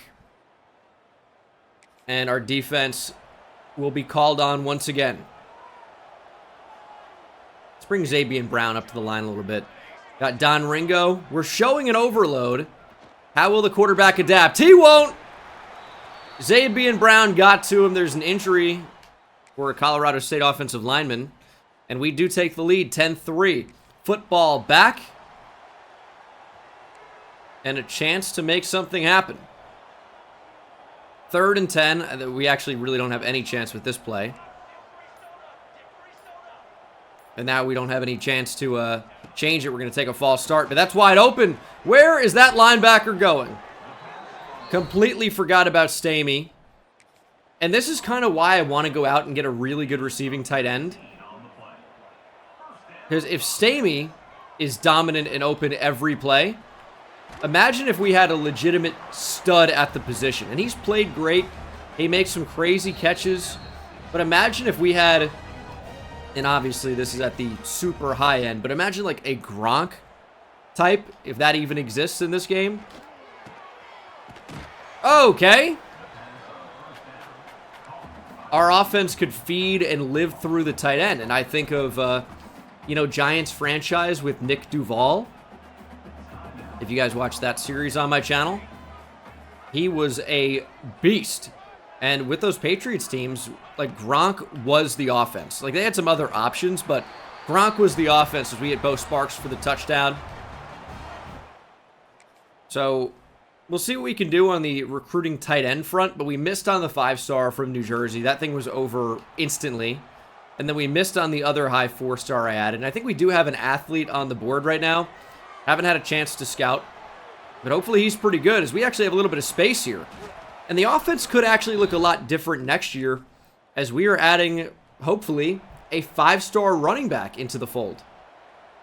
So we may be a lot more run heavy, whereas right now, we hardly ever run the ball at all. because our offensive line is not built for it.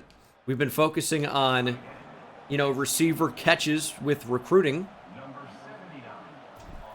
So it's been pass, pass, pass, pass, pass. Our offensive line, they're better at pass blocking, even though they're not good at that, than run blocking. So we're just kind of feeding into the way this team has been built more than anything else. As Jalen Braxton gets a big interception and a return to the 14. 5:48 to play. We just throw to Bickley there, who makes the catch. He's certainly got better hands than Deshaun Tolliver. I really want Tolliver to be a star for us, and I think he's got that capability. But it's just not, it's not right now. As we're going to hit Stamey, Ty Stamey touchdown. I'm telling you, if we could just have a dominant tight end, he could be the absolute best tight end in the country. Stamey's good. Stamey's good as we're looking for this blowout victory. But he's not as good as he could be. 4th and 7. Game on the line for Colorado State. We'll see what they opt to do. Kind of covering everything, including the quarterback run, but he's going to take off and get it. There's 3 open receivers in the area, plus the quarterback run. There's absolutely nothing we can do. And I think play the moments has to be bugged or something, because I can't actually do onside recovery, which is super annoying. But we should have recovered it. And we can't just let it go at 27-13. We need another score. A blowout victory is 17 points or more in this game. That's what we need. 11 rushes for 22 yards for Tyrone Browning. I think I talked about this at the end of the last episode, but there was an unfortunate injury with LJ Johnson breaking his collarbone, but then Eric Reddick, dislocated ankle. We haven't seen much of Aiden Jones with a broken collarbone. Bryce Carter, broken collarbone. There seems to be a trend here. And then Justin DeLeon, our top-rated right guard, is dealing with a dislocated shoulder. So we've really been hit pretty bad by the injury bug here. And I honestly think Tyrone Browning is the only healthy halfback on the depth chart, on the entire roster. We've got a fullback who, I guess, worse comes to worst, we could go to him, but that would not be very good. Little bubble to Tolliver. Oh, a broken tackles. There's a touchdown. It's a 6th catch.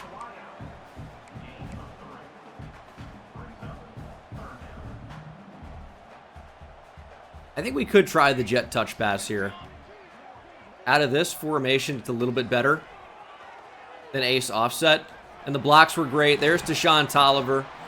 It's hard to drop it when you basically hand it right to him. And so far, he has not been as consistent of a receiver as, let's say, Chris Dawn Jr. from a year ago, or even Maven Anderson, right? We were spoiled last year with receivers catching the football in the Sun Belt.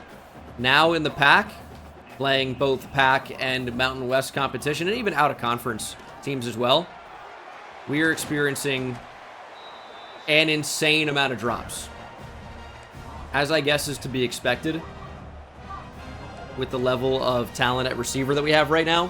But I think the guys have flashed, right? The guys have flashed. Like, Tolliver at times has looked incredible. Like, as a route runner, maybe more than anything else. But he's left a little bit to be desired in the hands department. And that's actually pretty important when you play receiver, I've come to find. Again, we need one more score. So, let's find the end zone. I kind of liked Stamey the most. Somebody will get open. And it's going to be Simpson. Oh, and he goes behind the back, reverse jam on the goalpost. Love that touchdown celebration. That's the first time seeing it in college football 26. And that should be enough for the blowout win. I think there's pretty much no chance Colorado State manages to come back from this. 34-13. should be your final. And I expect that it will be. And it is. Good win here. That's our first win in the pack, right? Of course, we're playing a complete pack schedule. So we're going to play Washington State. We're going to play Oregon State. We're going to play all the teams that have moved in. Malachi Nelson, 4 touchdowns. Did have the interception. Might have been a CPU throw. I can't remember. And then receiving 2 touchdowns for Bo Sparks. Ty Stamey found the end zone. Jake Simpson, of course, had that one to win it. Well, at the end. And then defensively, we actually did manage to pressure the quarterback. Tadarius Collins had 2 sacks, 1 for Xavier Brown. And then Bart Longacre, right on cue, did have a sack, 2 picks. Jalen Braxton and the sophomore Sam linebacker, Brian Gonzalez. We improved to 5-1. We were already rated 19th in the country. I know Colorado State is not a good competitor. They were only like a 67 overall. But we may be moving up. Teams in front of us could have lost. We are about as high as we've ever been ranked. We were like a little bit higher than this, and then we lost and screwed our college football playoff chances last season. But during the regular season, to be ranked 19th right now, we are in a tremendous position, and we're about to find out if we got Deion Jones, the receiver. Was he blown away by his visit? Are we going to a recruiting battle? Or is he making a different decision? We are in a recruiting battle with Mississippi State. He didn't commit. He didn't not commit, as Emmett Lincoln is going to be dropping us off the board. We also have a number of players that we were about to start recruiting that we can't yet. And I thought for sure we'd have the 50 freed up for Deion Jones, but no. With the recruiting battle, we are in a recruiting battle. Fresno State 0-6. Is Texas making a run at Kareem Wing? Okay, well, the visit's going to be coming at a very good time then. Utah State week 9. Yes, it's a lower tier opponent. But our complimentary visits, we have a center, we have a left tackle. And we got a B+ championship contender right now for him. That's not that great. Like, you'd like to be able to hard sell at this point. It's a B+, a D+, and a B-. Is that good enough? I'm deciding to pull out of the Deion Jones recruitment. He does look really good. I just don't think we beat Mississippi State for him. And they've got a week 10 visit as well. I think we're so close, but we're just not going to win it. We're just not. I'd rather have these 50 somewhere else. I can get Kyle Hall on campus. I'm going to go for it. He probably likes what everyone likes this cycle, which is this sell, which is kind of frustrating because our grades aren't that good there. And I can't just, oh, he definitely likes that. So I'll hard sell that no matter what. But that's what it probably is. Like, every single player I'm recruiting, I think, has aspirational goals somehow this year. Maybe I will just go for it. He's 6'4", 313. I think that would slide in nicely at guard. He's not being recruited that much. We got a week 9. He's going to get some complimentary visits as well as a competitive visit. But I think for the running back, Kareem Wing, if we want a 5-star, it's going to be super important to, actually get as many complimentary visits for him as possible, as Texas is back in the mix. So that complicates things a little bit. We just got to focus on our game, though. Just keep winning. Fresno State, ideally, it should be a fairly easy matchup. They are 70 overall, but they've yet to win a game the entire year. We have visits in week 9. We'll be able to upgrade some of these players a little bit right now. Like Deshaun Tolliver has 2. I don't think that's going to be enough to upgrade his catching. And that's why he's dropping the ball. He's got 77 catching. But he's got Silver Cutter already. The route running is there. Like, the route running is there. So if he has an offseason just improve a little bit, he gets like 40, 50 points. It might not be that much, but it may be. Just another offseason, and he's going to end up being a really nice player. And in order to keep these guys, we need play style, right? So Tolliver's a playtime guy. So we still need to continue throwing the ball to these receivers a fairly consistent amount. But let's pop in. I'm going to try not jumping into play the moments and then doing it in-game.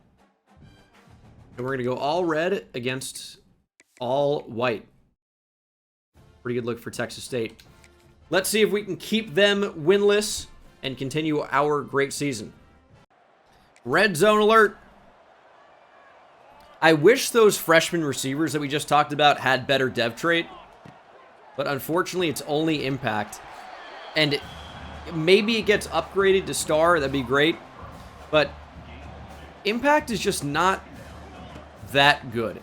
Oh man, I completely forgot that he was not running a drag. That could have been really, really bad. Instead, it's 3rd and 7. I love Stamey up the seam here. But he just actually clears out for Tolliver, who runs past everybody. Touchdown, Deshaun Tolliver. I'm telling you, I think he could be a star. The fact that his route running is already so good, if we can just get him to catch the ball a little bit more often, he's going to be unbelievable. But obviously that's the big gap right now. He can't catch the ball that well.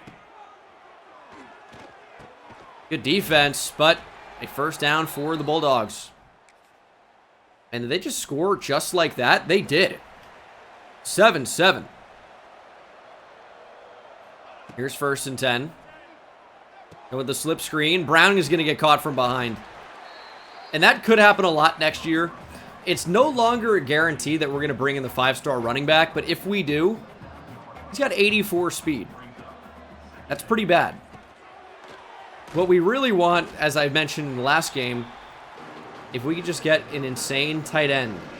And it may take, moving a bigger receiver to tight end. If we're going to stay with, such a pass-heavy attack, as Tolliver can't catch the tough pass, we don't really need a tight end that can block too well, because it's not going to be asked of him very often. All we need is a tight end that can get open, catch the ball, break tackles, hopefully, and that's going to be kick or fair catch interference. That's previously never been called in the game. All right. 3rd and 10.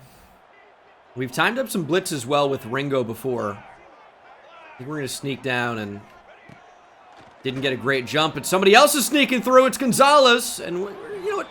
Forcing the throw away, I think, is a big positive there. But our defense needs help again.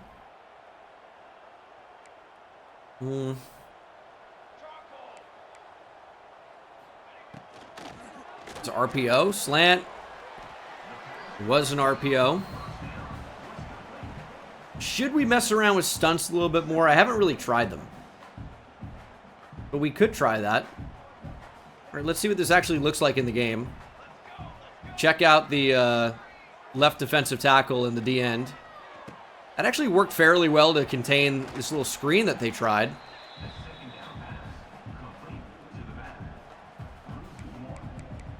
Let's get a little bit creative. Right pirate 3-man. And again, the left defensive tackle is going to move all the way across the line and hopefully confuse the offensive line. Not really. It's a touchdown, Fresno State.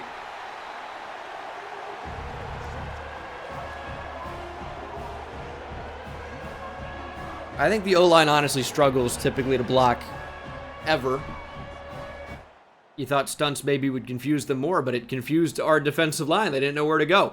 It is 21-14, though. We are into the second half. And as I talked about before, all we need to do is win.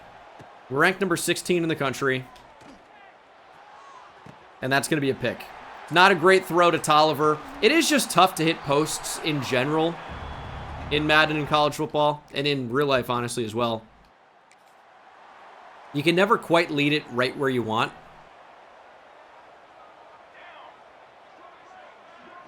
Ooh, we have an ankle injury. Oh, there we go. Quarterback going down, 4th and 16. We are starting to sack the quarterback a little bit more.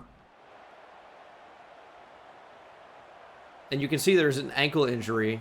Let's get Stanley in the game, maybe. I don't love this camera angle, but the quarterback goes down again. Kyron Borda. Our D-line is starting to turn up. And we still don't really even have elite defensive linemen. Like, we're working on it.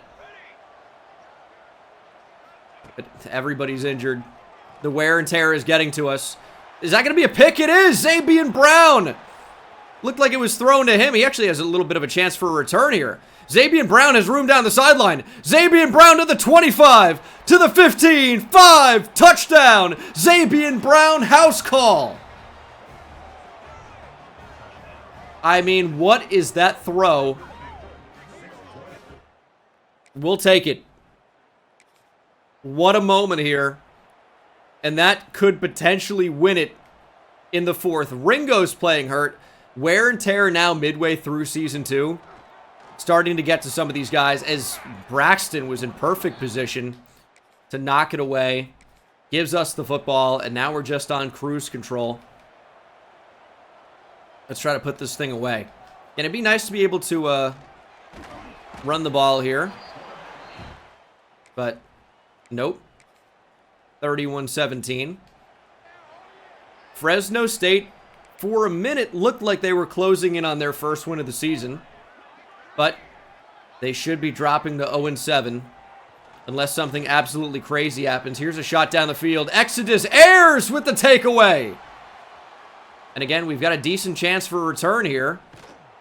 But Ayers is wrapped up near the 30. I'm telling you, our defense, it's a no-fly zone. We're still developing the front seven a lot. And that's why we're trying to recruit in the trenches, even though it's been really difficult. But our corners that we really acquired all through the portal, those guys have been spectacular. And I do want to make sure that, you know, some of the big guys we brought in don't transfer. So we are going to have to get the freshman corner with some more reps here in the near future. And that might happen at safety. We might rotate guys around because, like Exodus Ayers, for example, is someone that could play safety. And we do have some space at corner for guys to play. Even though that's the big strength of the team. Get that out of here. It's a no-fly zone. I told you. Big win for the Bobcats. We've been doing a lot of winning to start Texas State Dynasty. And I'm loving it. 6-1. We win 34-17. Pick off Ryan Rivers twice. 3 touchdowns and a pick for Malachi Nelson. And we cannot run the ball, which is to be expected. 3 for 108 and a touchdown for Bo Sparks. Deshaun Tolliver with 2 touchdowns. On only 46 yards receiving. 4 TFLs for Bryce Carter. Welcome back from injury, Bryce Carter. Kyron Borda had 3 TFLs, 1.5 sacks. A sack for Charlie Collins, and then picks, obviously, for Zabian Brown and Exodus Ayers. Braxton had an opportunity for at least 2 interceptions, but we'll take the knockdowns, we'll take the pass breakups, and we'll move on to a pivotal, all-important Week 9. It is a big visit week. A huge visit week. This week will basically determine whether or not we're able to secure our first 5-star of the series. That's how much we have on the line. For the recruiting update, Emmett Lincoln picks NC State. And we're locked out by a number of other players. Nothing that crazy in here, though. Just some 4 stars that I added that were not being recruited. Zabian Brown is your Defensive Player of the Week for the Pac-12. And Utah State coming to town. Holding that number 16 ranking. What's interesting is that Deion Jones did not commit outright to Mississippi State yet, but that Week 10 visit would have guaranteed it. So, I still feel like we made the right move in not recruiting him and pivoting to, you know, somebody else. Maybe it's going to be James Dwumfor. Maybe we get him on campus Week 11. And that ends up being the week that gets him to commit. Clemson and Notre Dame are pushing. But we're going to go for it. We need more receiver. We lost Kai Gage. We're going to lose Deion Jones. We're not going to be in contention for the contested specialist, Reggie Boodle. So Dwum 4 is all we got right now. But you can see Texas is gaining on us. They decided they wanted him, and they're in. Kareem Wing will be on campus this week. He's got 3 complimentary visits going. Centers, Craig Carruthers, Kyle Hall, and left tackle, Chuck Smythe. If Texas wants him and continues to push, they will get him. We need a huge visit this week. A blowout win. A loss would be devastating. We are so close to our first 5-star, but it could still go so badly. Chuck Smythe is also here. I really would be surprised if he goes anywhere else but Texas State, but I'm going to leave 50 on him because Notre Dame could get a little bit scary. Kyle Hall, we don't have a chance for. Other teams are pushing now. I could have realized that before, but I thought, oh, maybe there's a chance week 9 victory or week 9 visit. But the whole reason I got him on campus is to boost up Kareem Wing and Chuck Smythe, I guess, as well. So I'm fine with not doing a lot there. And this is the big tight end, 6'5", 235 athlete. I'm going to start showing that we're pretty interested here because it's now or never. And that may mean we lose out on Duke Worthy. That's okay. We need to get some week 11 visits going. I'd also like to bring in Kyle Duggar. But I don't really have the hours right now. And we're going after a better running back. Or maybe better. I guess we don't really even know. We don't know. Turbin's got a week 11. Ole Miss is pushing. We need more hours. And finally, teams are putting points on Cherador and Gillikin. It costs so much to get Kyle Duggar on campus. I sure would love to. We need more hours. We need these visits to end with commitments. Craig Carruthers on campus. This is huge.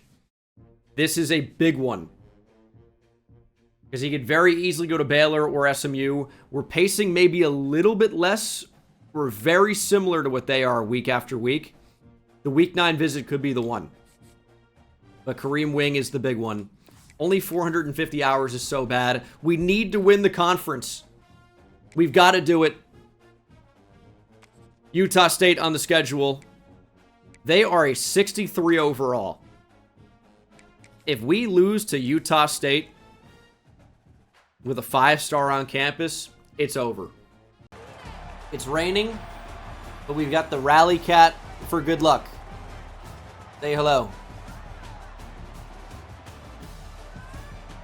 She's really more of a looker at the moment.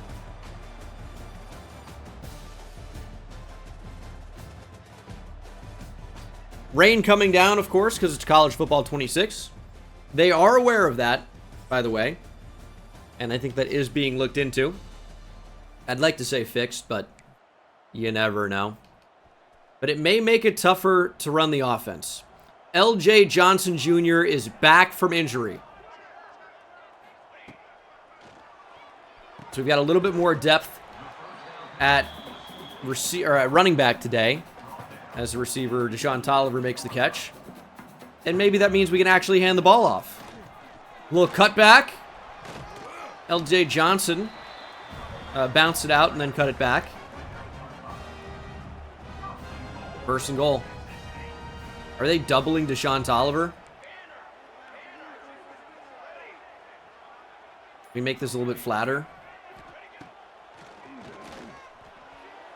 Yeah, this just was never going to be there. I only looked at one guy. I wanted the Deshaun Tolliver touchdown. Just wasn't going to be there.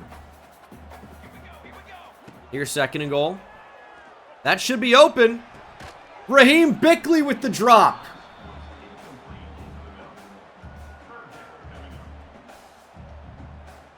These receivers are testing me. Third and goal. That's a great route. Bickley catches the football. Thank you. I can't deal with these drops in the rain. Utah State is 1-6. They are absolutely awful. They cannot beat us. Can't do it. Here's 3rd and 9. Who wants to get open? Looks like Bickley. He's got a step. He's got the catch. He's got the touchdown. All right, you've made up for your drop. Okay, you've made up for it. But keep going, by all means. Keep going, please. I hate how it's bugged. We can't see replays all of a sudden. Why is this happening? Oh, there we go. Raheem Bickley just ran right by him. The O-line held up for just long enough, and even though the ball fluttered a little bit, it got there. And we're up 14-0. Utah State with a field goal. And we are back on offense. A lot of 3rd downs for us so far. Are they reminding us that Tolliver has cutter?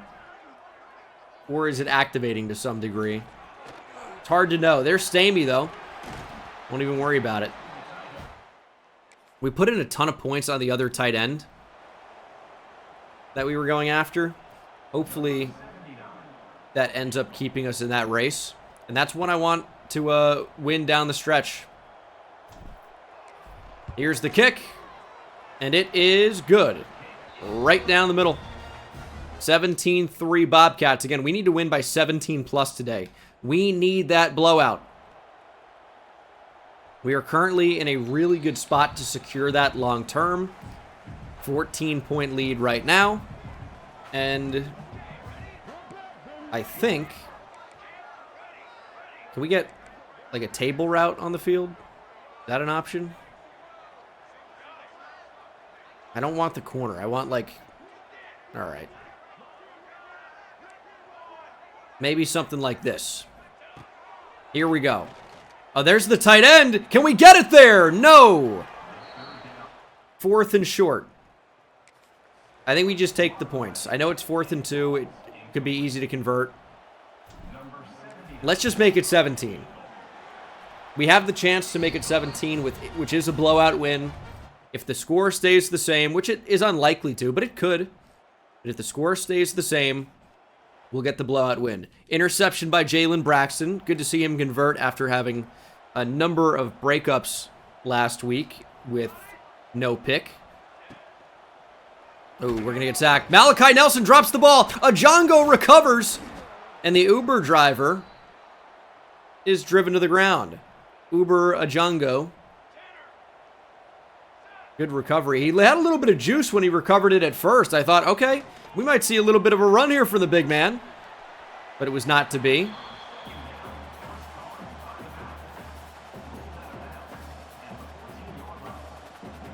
Here's 3rd and 5. Tolliver makes the catch, brings up 4th and 3. And we're going to kick another field goal. Just guarantee points when you can get them. It's rainy. It's a little bit weird. We just want to guarantee points. Now, we do allow what appears to be a touchdown. Utah State has scored their first of the game. 23-10. 3rd and 2. Tyrone Browning into the game. And Tyrone Browning with a good little run through the hole. Tell me LJ Johnson is not injured again. Please.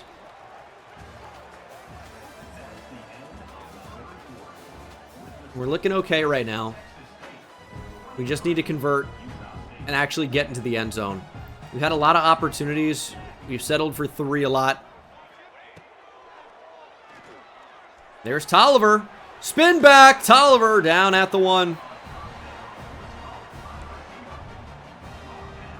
I've talked a lot about, at least lately, using the mobility of Malachi Nelson to our advantage. Haven't really done that a lot. Diving. Not going to get there. So speed option, read option. Those things could be pretty good for us. I don't really want to run this. We're totally risking a false start, though. I feel like we're almost certainly going to jump. Although, doesn't matter. Tyrone Browning, touchdown. We finally capitalize with 7. Ooh, it's 4th and 3, and we're only rushing 3. Nope. Show them we mean business. Quick slant, and that's actually thrown to the flat, or at least in that direction. Another 4th down, 4th and 3. Let's adjust inside slightly. I don't want to commit inside, but I want to take away a potential slant. Shot to the end zone. Greenlaw is there, and the 4-star true freshman, Josh Greenlaw. I talked about getting him on the field more, and already it's paying dividends. Josh Greenlaw with the interception in the end zone. Keeps Utah State off the board here. Keeps our lead at 21. Let's go drive down the field. Let's score again. And let's take another look probably in about 20 minutes if the replay ever gets queued up. You know, I wonder if that's the error, actually. I wonder if it's queuing up the replay and then it's just not on the screen. And then we see the replay now, so I don't even know. Josh Greenlaw, true freshman corner, making a nice play. But we've given the ball away. They're on the 3-yard line. 4th and 1. First down, Utah State. We need this blowout victory. And I don't know that we're going to be able to get it. 31-17. 2-minute timeout on the way. It's 3rd and 8. Stepping up, Malachi Nelson. Please have a little bit of speed. There goes Malachi. Chance in the end zone, lowering the shoulder.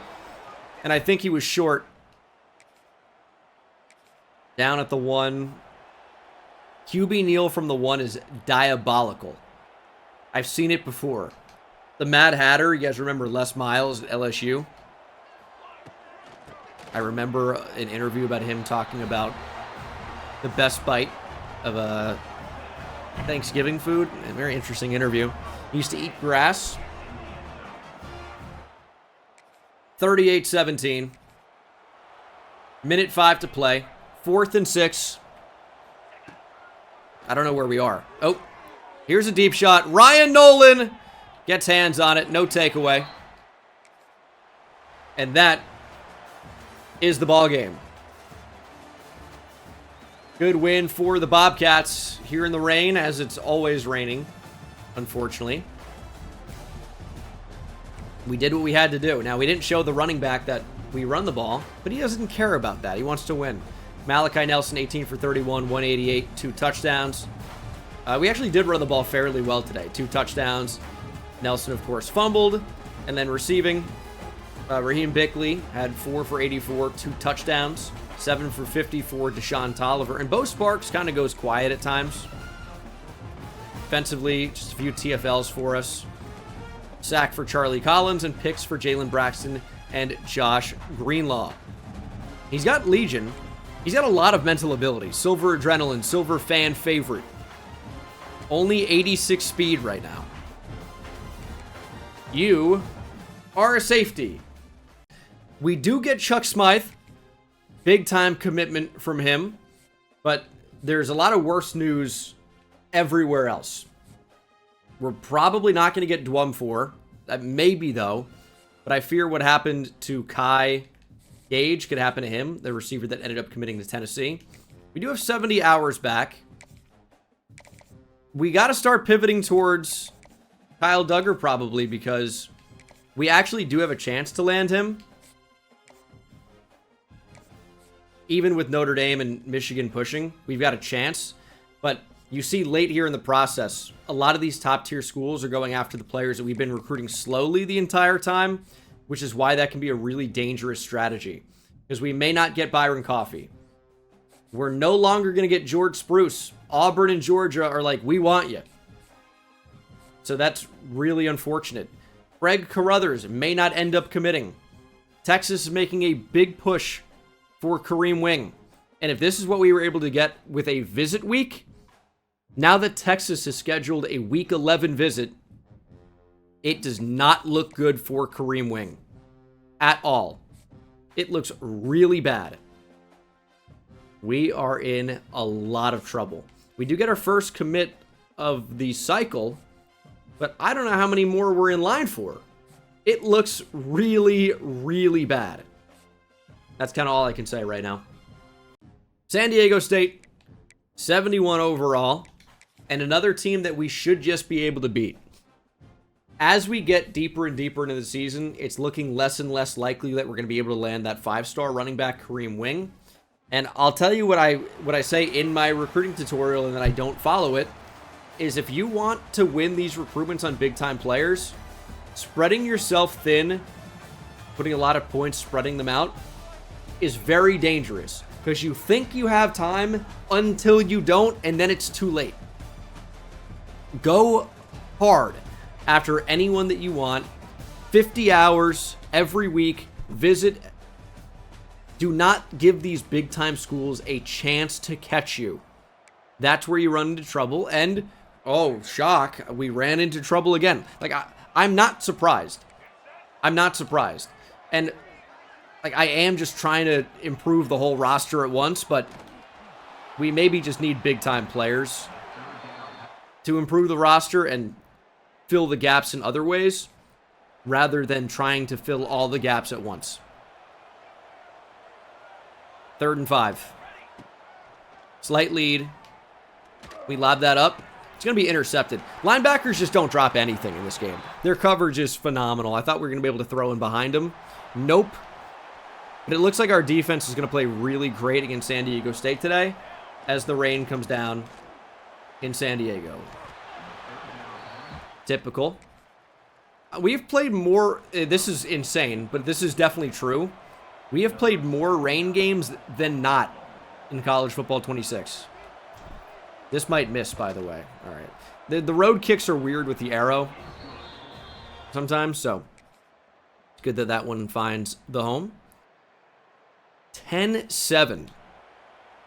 This game's already flying by. We're just not really doing much. There's LJ Johnson. Ooh, nice little burst from LJ. 6 rushes for 53 yards. If we're able to keep him for another season, he's going to look to transfer probably. But if we're able to convince him to stay, he could look fairly nice. Now, because we changed his position, his skill caps are pretty bad. So he may never actually get very good. That's a legitimate possibility. But I don't know. I'd like to believe that he can improve. Because the potential's there, but if the skill caps are not there, then maybe not. Okay, we actually might have had a touchdown there, but we did not run that very well. 2nd and goal. Yeah, jeez. Sometimes the RPOs are just not what I'm looking for. 3rd and goal. This is where we need to be able to score touchdowns, and that is crazy. We just get bumped the whole way. I think that should probably be defensive pass interference, but it's not. And instead, we have to settle for 3. Big 3rd down. Let's make a stop. Up 13-7. Our defense has been just phenomenal lately. Can we get to the QB? Is that Gene Dangus on the sideline? Gene Dangus is not looking 7 foot 400, I'll tell you that. He looks like 5'8", maybe like 220.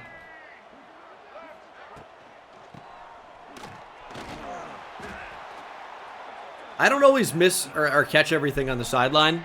Like, people will point things out, but I'm worried about other things. I'm not, like, looking at everything that happens on the field, which is interesting. But, I don't know. I did catch that one.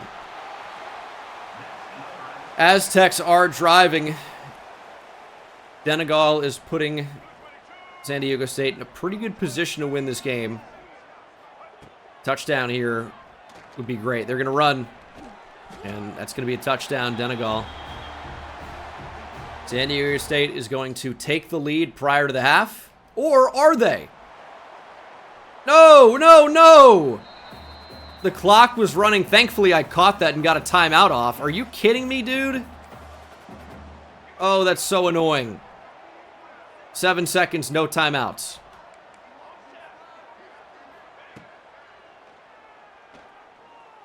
To Stamey. Oh, he caught it! Touchdown! Ty Stamey. Oh my goodness. Bullet from Malachi Nelson. And a really, really nice catch. We're going to go for 2. Trying to make it 21-14. Stamey's had a really nice season for us. I've mentioned it quite a bit. We had the slant wide open, but I thought the run was wide open and safer without risking a drop. Nope. Sacked. That's a miss there. That is a miss. And our defense needs help. I talk about how well the defense has played. And now they're allowing points. More than they really have all season. Now, there we go. Is that Bart Longacre off the edge? Oh, the true freshman fell down after the sack. Oh, no. That's all right. Nobody saw it, Bart.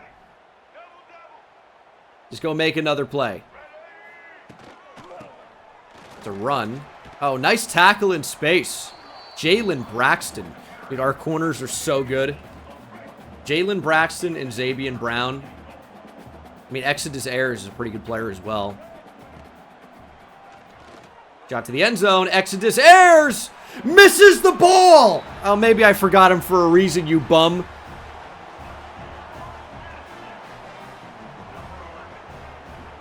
San Diego State takes the lead.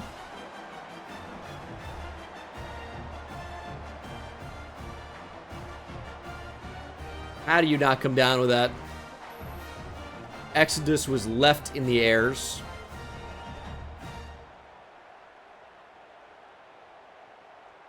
He just whiffed. Just whiffed. He got really boxed out. 4-4 San Diego State. Has the lead at home as we approach the fourth quarter.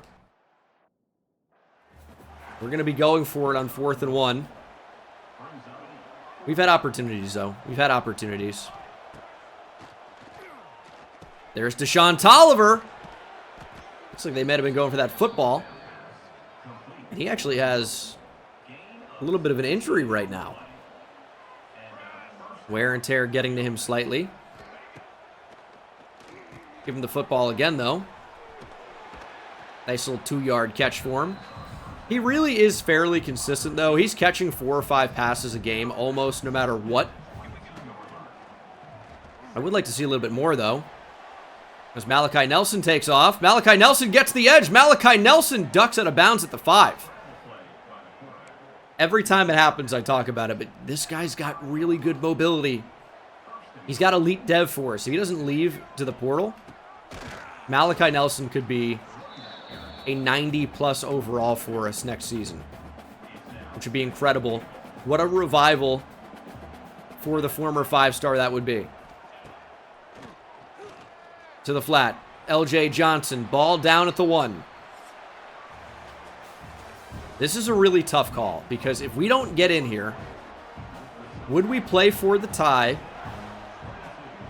or would we try to take the lead? Hopefully we don't even have to think about it.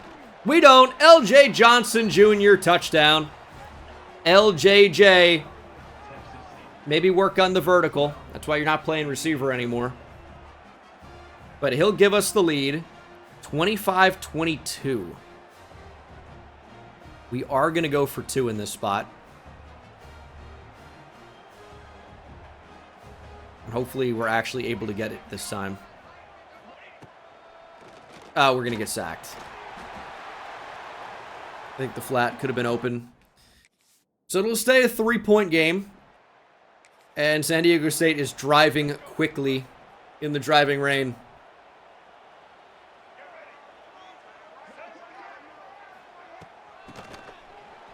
Nice tackle from Gonzalez there. I'd love to get the quarterback down, though. I hate the thing with the camera where I have to cycle all the way back through. I don't know where we are. But the ball comes out! Texas State can't recover. Was it actually a fumble? No, it wasn't. It wasn't. I think Bostic's knee hit the ground. Would have been a big moment for us, but we didn't recover it anyway. So it's still actually a pretty huge loss. Let's get a stunt here going. Already kind of crazy. Sending a lot of pressure up the middle. Carter's there. Big D tackle with a big tackle. And San Diego State will try to tie it. They will. 25 apiece. We are staring loss number 2 of the season right in the face. If we can't come up big on this drive. 2:47 to play. 2 timeouts. And Evans to return. Evans with a decent amount of space here. Spin move brings it into San Diego State territory. 2:38 on the clock.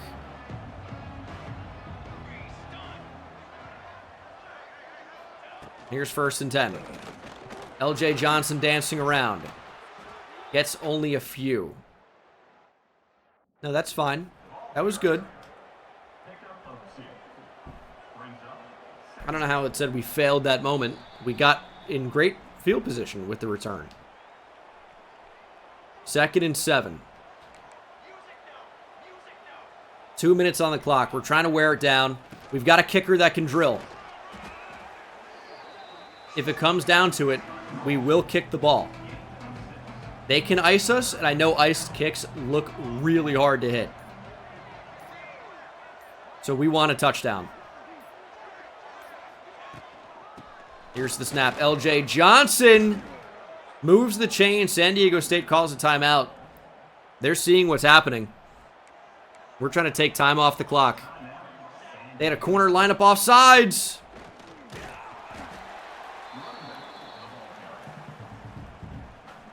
$1:11 to go. San Diego State just 1 timeout. LJ Johnson lines it up for us. San Diego State has called their final timeout. It's 3rd and 3. We've got to keep the ball on the ground here. That clock needs to keep ticking. LJ Johnson has enough. 20 rushes for 83 yards. And he's going to be a big reason why we win this game. It's going to come down to a kick. But we've lined it up. We're going to make sure chew clock is off.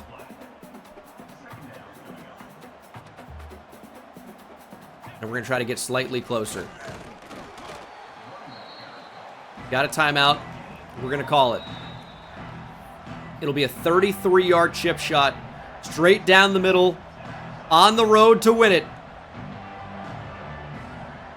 Here's the kick. Right down the middle. The Bobcats stay undefeated in Pac-12 play. San Diego State gave it quite the effort. But in the end, it wasn't enough. 28-25 is your final.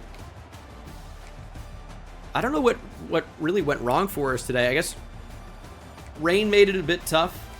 But really, I just think our defense didn't play that well. We obviously didn't run the ball that well. 2 touchdowns for LJ Johnson, who fumbled. Touchdown for Ty Stamey. 5 for 63 for Tolliver. I'd like to activate Bo Sparks again. A lot of TFLs in this game for us. Not a lot of sacks. A pick for Jalen Braxton. But we are 8-1. 4-0 in the pack.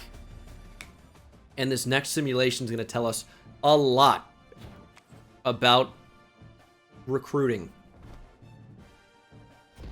I don't want to have to pull out of the 5-star as Malachi Nelson has set the Texas State single-season passing touchdowns record. What a season 2 for him. Season 1 here at Texas State. And we're going to find out, are we wasting points in the 5-star running back? Are we wasting our time? Is he going to Texas? We've got a commitment. It's 4-star center Craig Carruthers. The offensive line continues to improve. Ream wing. We're going to wait and see what that looks like. But we are number 14 in the nation. And week 11's a big matchup. Kareem Wing will be on campus at Texas this week. If Texas wins, he will commit there. If Texas loses, we may have a chance. Although, they're playing such a low-tier opponent that there might not be a big boost here. Because it's only Jacksonville State. But Texas is on quite a winning streak right now after a slow start. That makes things actually moderately interesting. But why is this Washington game so important to us? I'll tell you. It's important because our superstar receiver from last year, Chris Don Jr., decided to take his talents to Washington State to be third on their depth chart. It just doesn't look right in the Washington State colors. This is a revenge game as we'll face off against the star that left us. Got 90 hours in recruiting. I'm staying in on Kareem Wing. I know we probably don't get him, but if we can somehow last to the offseason, maybe we've got a chance. But yes, I would recommend if you know, if you guys showed me that and said, hey, what should I do? I'd be like, dude, what are you doing? Get out of there. Maybe. Nah, I probably wouldn't. I'd probably be like, you got a chance. Matt Turbin's on campus this week. Ole Miss is making a push. They've got him on campus next week. If we can get a big visit, I think he commits to us before ever even going to Ole Miss. It's a shame we can't get Byron Coffey on campus yet, maybe in the offseason. We're going to start hard selling. Where are we with Kyle Duggar? Michigan, Miami, Notre Dame looking pretty good. But he's on campus this week. Again, maybe with a big visit we can jump up there. But it doesn't look good. Same for James Dwumfor. It really doesn't look good. We're wasting so many points. John Dallas. Oh my goodness. Recruiting is really going really badly for us. Now, we're going after a lot of 4-stars, so it's tough. But it honestly couldn't be going a lot worse. We're getting almost nobody. Finally, a clear day in San Marcos. Washington State comes to town. Chris Don Jr. returns to Texas State.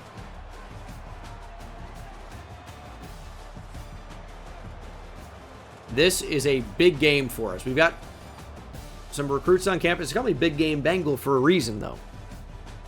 We win these. Let's go.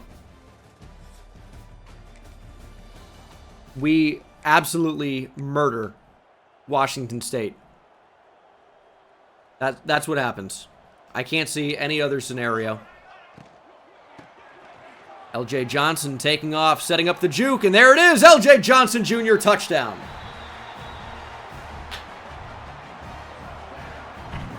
What a start.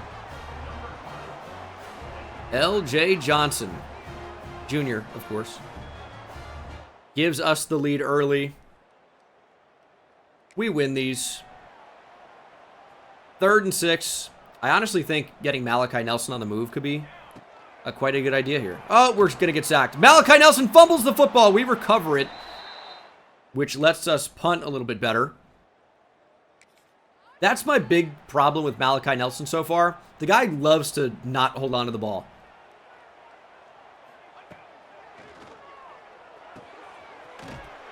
Hey, that was 3rd and 9, huh? Well, we're in line for a field goal. Take 10-0. And our defense is locking it down. Washington State has finally mustered 3. We're in the second half already. 3rd and 6, they want us to run. I don't know why I feel like it's going to work. They're double mugged up. If we can just jump into a gap here, shoot through, I thought we'd have a chance. They actually want us to go for it instead of taking 3. All right, whatever. Could be down with that. Bullet to Bo Sparks. Man, we have not seen a lot of them. We have not seen a lot of them. 4th and inches. We do go for it here.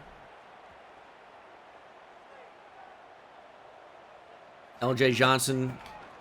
Little cutback and a first. I'd like to secure a blowout victory. We do have some important visitors here today, where I don't know if we're going to get any of them, but our best chance obviously comes with a blowout win. To the sideline, Raheem Bickley keeps his feet in. That guy just shows up and makes plays sometimes. Raheem Bickley. Man, I hate how it doesn't show instant replays, man. I guess it is Texas State. It's a low budget. Takes them a minute to figure out how to do it. I don't know. Raheem Bickley got the feed in. Beautiful ball for Malachi Nelson. And, of course, at the college level, you only need one, but I think Bickley got both. We will take that. Sparks apparently is on fire, by the way, as is Raheem Bickley. We're going to get on the move. We're just going to be crazy, but we only get a yard out of that. Instead of a 60-yard kick, I think we're going to go for it here. 17-3. Here's 4th and 2. The running back is wide open. I trusted Sparks more, and he barely is able to move the chains. I didn't think that play would be so close. I really didn't. Here's 3rd and 7. Bo Sparks is wide open. Good ball to him. Bo Sparks should have an easy score, and he will. That's how you set up the blowout. Let's Bo. 24-3. Let's keep pouring it on. Show Chris Dawn how much of a clown he looks like. We haven't even had many snaps on defense. He's not even on the field, by the way, right now. Really a running back wheel and a broken tackle. And it's a touchdown. Or is it? We're going to stop him at the 4. But they do end up scoring. And they've got the football back. 4th and 2. It was embarrassing from the defense.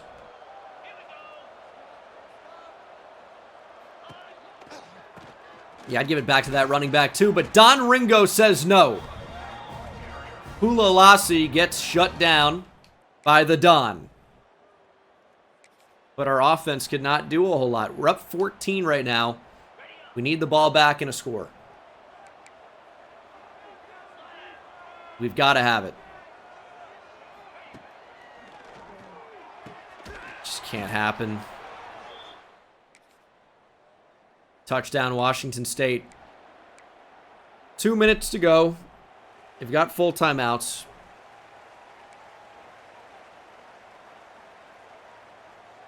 Man, we really want that blowout. Especially to show Chris Dawn what he's been lacking. Or what he's missing out on.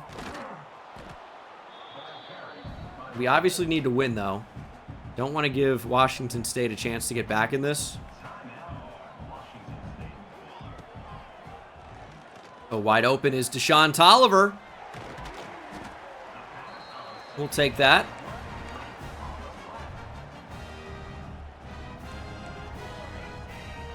We need something down the field. The only reason I say that is because we need a touchdown. It's going to be a throw at a sack. Thankfully, no linebacker there for the interception.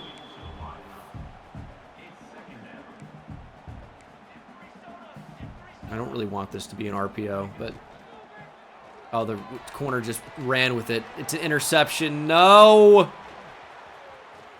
I thought he was going to play the flat. He's got a big return! Washington State has tied the game.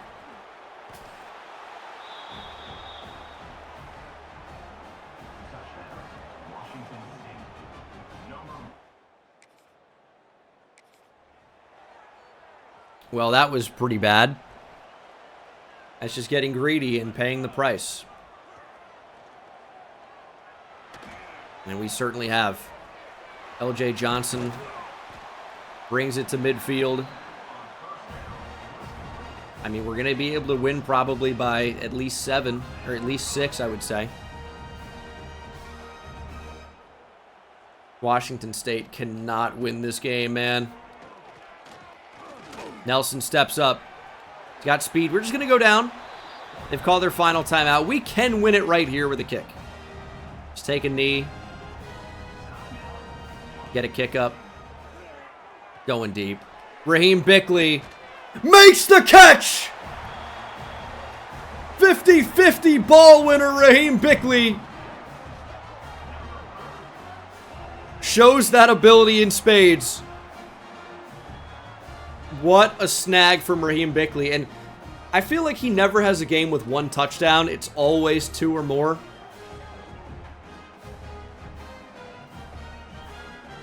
I mean, he just went over the back of the corner. Oh.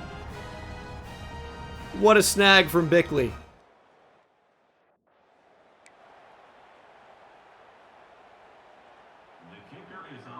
We're going to fake it.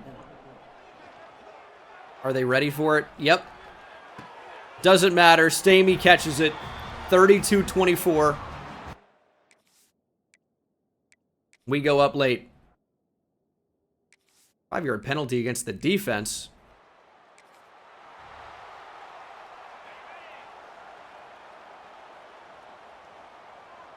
Is that Chris Don Jr. in the slot, by the way? Wearing number 1?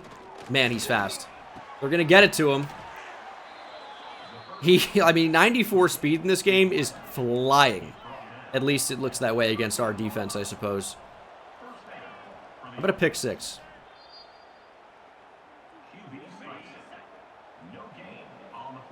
Chris Don Jr. split out wide left.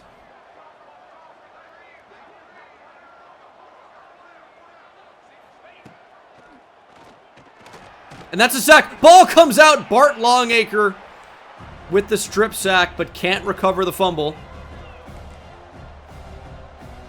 3rd and 14. It's Don Ringo against Chris Don Jr. It's a throw out of sack. 4th and 14. Game on the line for Washington State. The middle of the field is wide open. And it's a throw out of sack again. Dialed up the pressure.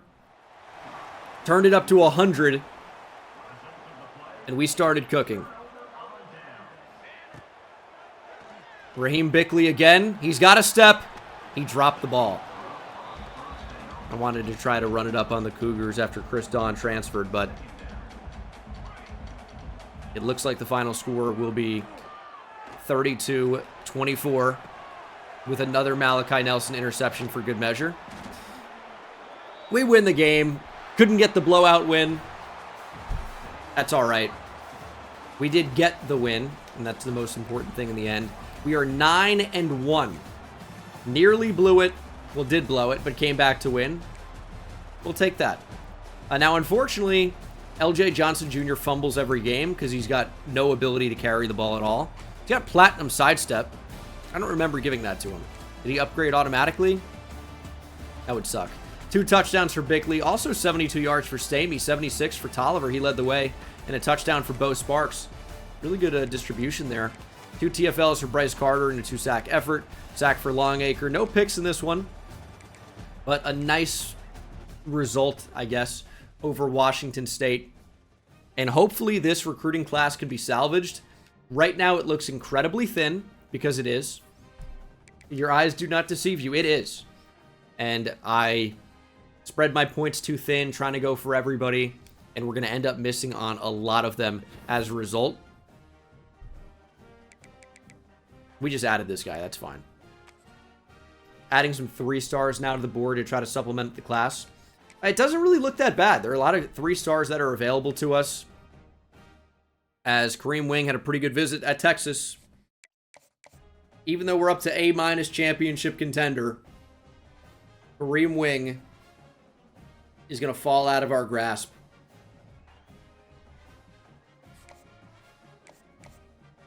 It's just not going to happen. I mean, we knew it probably wasn't going to happen, but it really is not going to happen.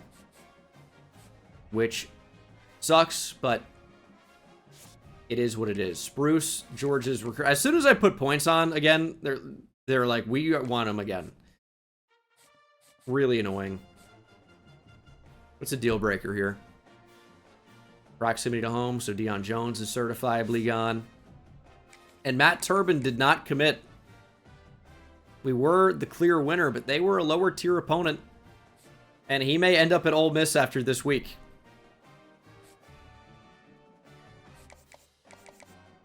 That is brutal. And we had the wrong sell on Byron Coffee. We gambled and we were not right. And he may end up at Clemson. Duggar had a nice visit, but not nice enough. He likely ends up at Miami. Same deal with James Dwumfor. It just was not enough. I don't think we're going to get any of these guys. Maybe John Dallas. Maybe. I like where we are with Cameron Brutus, the 4-star tight end. I think we're in a decent spot with Everett Swan, although he's raw strength, which is a bad archetype, apparently. So, it's always something. You got hours, though. We're going to be able to add some of these guys. But we're going to miss out on a lot. Week 12. We are 9-1, up to number 12 in the country, which I think is the top ranking we've had, or tied for the top ranking. USC dropped after loss to 21st ranked Oregon. And we'll check out the current college football playoff bracket, because we are projected to snag the 12 seed. So we're in a pretty good position. Conference standings, we're 9-1. Boise State is also 9-1. Both 5-0 in the conference, so pretty good idea who we might be playing. And, you know, looking at a lot of these overalls, this conference is barely better than the Sun Belt, and it may not even be that much better. I just hate how badly recruiting has gone for us this year. Got Oregon State, and then at Boise State, we're going to be playing on the blue field, and then probably a rematch at Allegiant to determine the Pac-12 champion. But the blue field, it's unavoidable for us. We're going to play Oregon State. They are 76 overall, actually, so they are one of the highest overall teams we would play this year. And I think it would make sense if it were raining at Oregon State, but imagine that this is actually a clear game. I don't know. Yeah, there you go. Here we go. 8:30 on the clock here in the first quarter. This is not a team we can afford to lose to. At this point, we can't afford to lose to anybody. But we really can't afford to lose to 3-7 Oregon State. Holding Oregon State to a field goal try. And the try is good. I don't know why I feel like they're going to beat us. It's just, the game has weird energy to it. Not a seat to be had in the house. Completely packed. Oh, that's so open. Is his name Gabari? Gabari Johnson? Is it a soft G? I don't like it either way. It's like people who spell Jerry with a G. I don't... Doesn't mean you're a bad person, but I don't like it. Jeff with a G is especially bad. That one's unforgivable, I would say. Ryan Nolan. Beautiful tackle. That was Salahadin Allah. Brought down in the backfield. Or at the line of scrimmage. 3rd and 12. Screen! Don Ringo reading it and wrapping it up with assistance from Jones in the backfield. 4th and 18. Gonna hold Oregon to 3. Or Oregon State. Let me be clear there. Kick is good. Let's actually score a touchdown. How about that?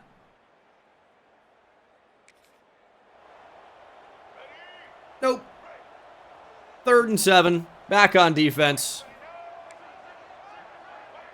Only rushing 3. There's going to be no pressure here. Or actually the nose tackle went instantly. Josh Greenlaw can't find the ball. Broken tackle from the receiver. Touchdown, Oregon State.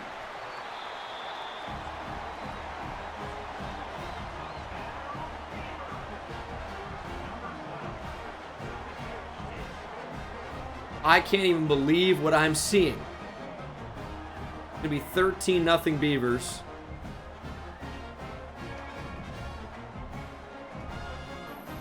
Zachary Card. I don't even know what to say about this. I have 5 defenders in the area. Just circle something. And our defense, of course, they need help. I can tell. I know. We need a turnover or something. There it is! Get the football! Ringo recovers! Let's go! We needed a spark. I think we just got one. I think we just got one.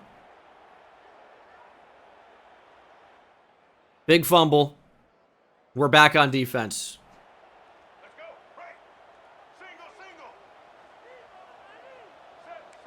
3rd and 12. Quarterback unleashing a bomb. I know that's not caught. I know it can't be caught. I know that can't be a catch. You think our defense needs help? That's an astute observation.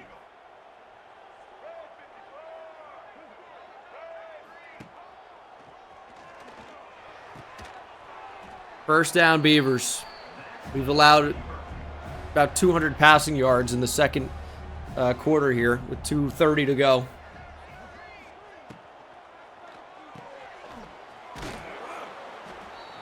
I don't even know what we can do. They're just unbelievable right now. It's like we're playing Alabama or Georgia or Ohio State or Texas or the actual Oregon, maybe. Might have been smarter. These guys are going absolutely crazy. Their defense is the best in the nation. Their skill players keep making incredible plays. And finally we get a sack. And yes! Jabari Johnson, whatever his name is hurt. Time to up the NIL money for Bryce Carter. This little injury timeout for us as well. It's going to be 16-0 Oregon State.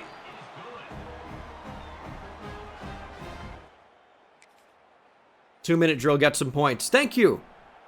I appreciate that opportunity. Honestly, we're just going to win with streaks right away. Someone's going to get open. We go to Bickley. Does he have a step? No. Coverage was too good. I think with Bickley, we need to play for the spectacular catch over the rack catch. Like almost always.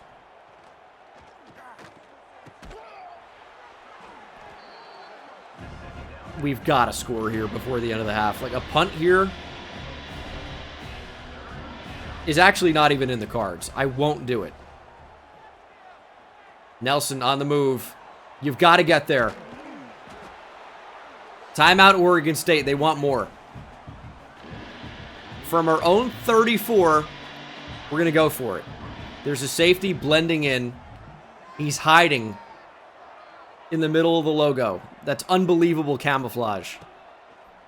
But I clocked it. There's Tolliver. Let's get a timeout.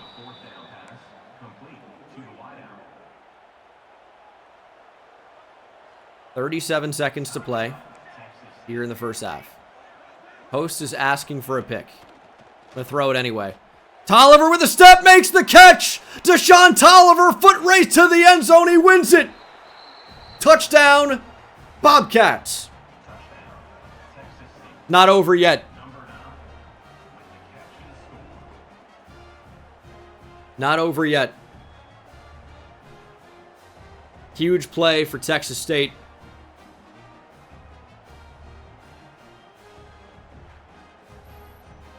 All right. Took a little bit of balls, going for it near our own 35. But down 16-0. We didn't want to get out of hand, or let this get more out of hand than it already was. Huge play. And we've got to capitalize here in the second half. Still down. Still not playing well. Still not making tackles. Johnson's back in the game. I'm taking that check back. 3rd and 2. He's going to run. Oh, man, we can't do anything about it.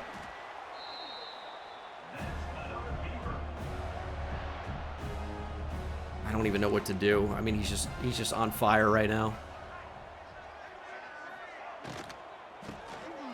Touchdown.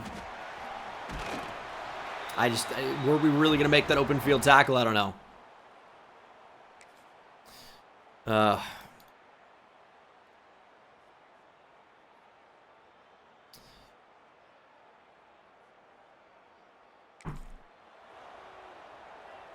4th and inches. I mean, we haven't had the ball the entire game. Are we just a team that falls apart at the end of the season? That's what happened last year. Oh my God. We're getting no offensive moments. 4th and 2.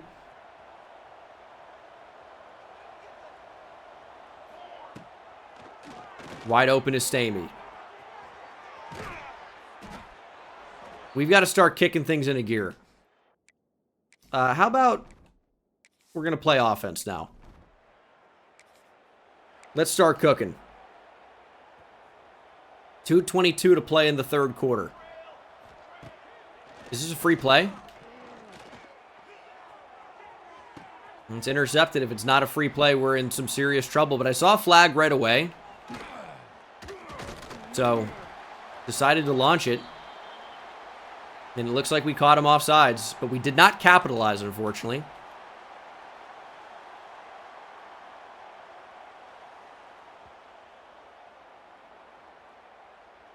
Hello? Hello?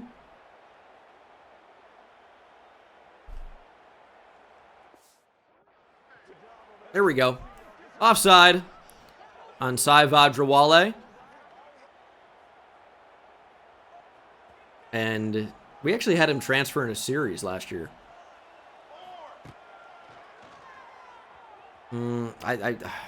Man. We launched that.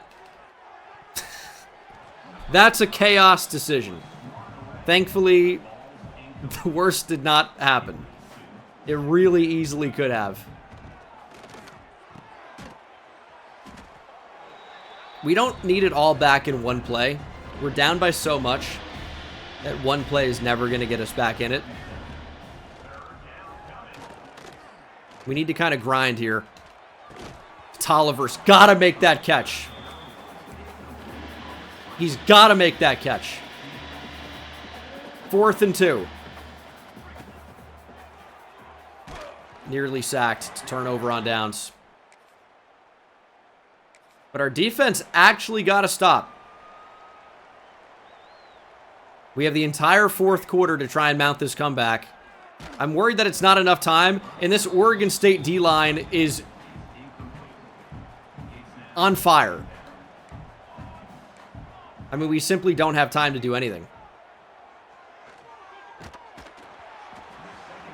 I mean, we're going to need to start max protecting or something because it is not working.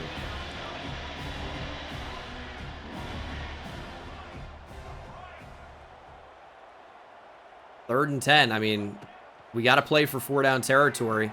There's Tolliver. He stretches. He doesn't get it.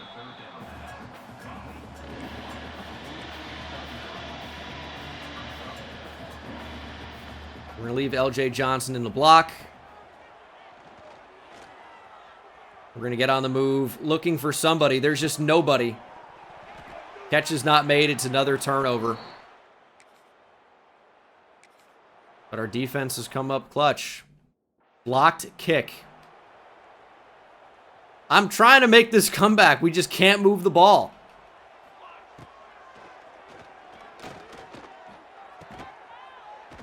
They're just all over us.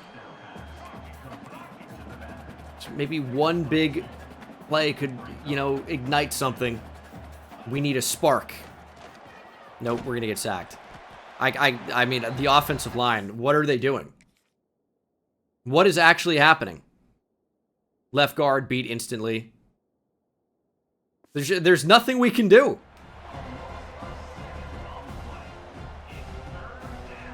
Third and 14. Oregon State is just dominating us. Nelson looking for something. Nearly outrun. Brings up fourth and manageable, I guess.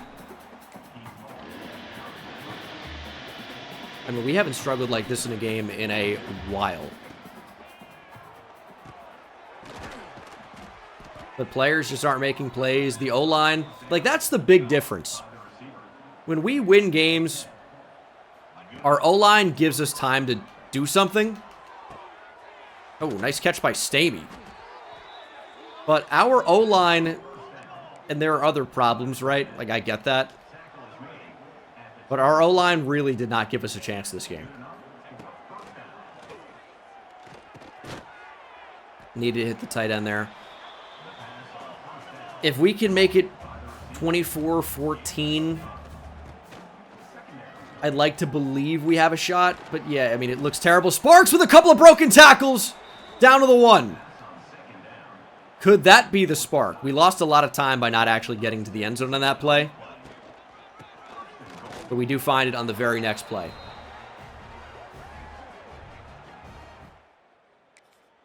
Can our defense actually do something? Yes. 24-14, 4:37 to play. We have 3 timeouts. Got to get upfield. All right. Step out of bounds at least. We've got to save the clock. We need to focus on getting out of bounds, but we also need to focus, obviously, on moving the ball, which has been a big problem.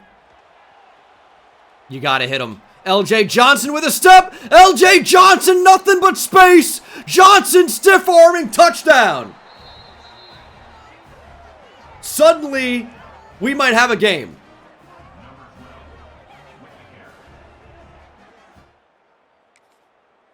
Down by 3. Football back. It's 24-21. 3:31 on the clock. Pressure from the left guard again.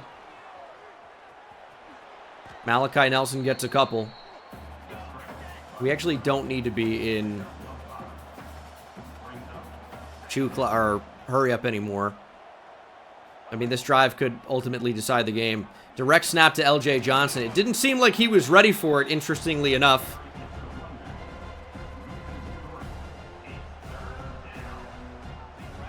Third and 6.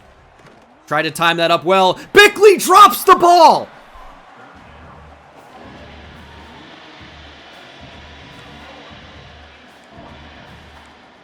They don't want to see me winning.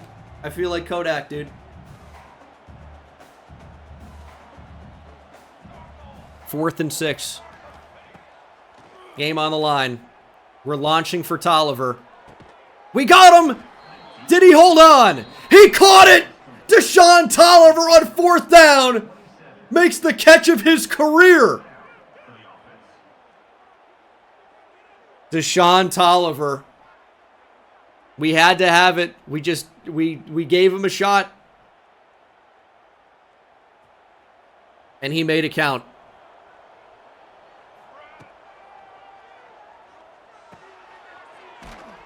Bickley, nice stiff arm. First down.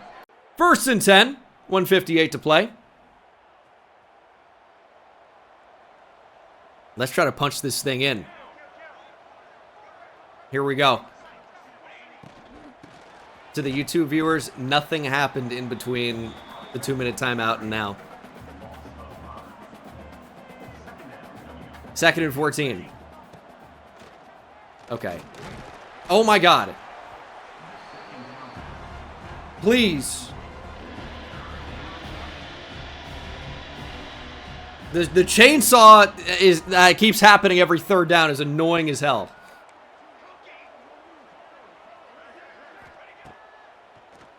Slant to Tolliver. And we just didn't play for it, but I think we just need to play for the tie, I guess. I don't love it, but Our defense has played great in the second half. I think we're just trying to put a kick up. We still have 3 timeouts, which could prove to be quite valuable. Here's the kick. Kick is good.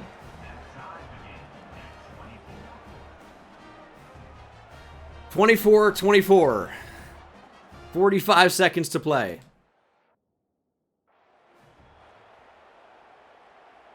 Oh, they're going to try a kick here? Surely not. Okay, well, are we going to lose like this? Not like this, please. Here's the kick. Wide right. It had the leg. It had the leg. We are going to overtime against Oregon State. Massive comeback to even be in this position.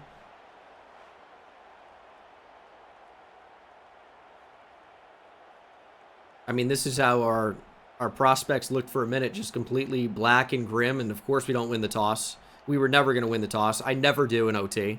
I pick heads or tails, it's always the wrong one. You got a 50-50 chance, you don't. Okay. Overtime. If you don't know the rules, they are as followed.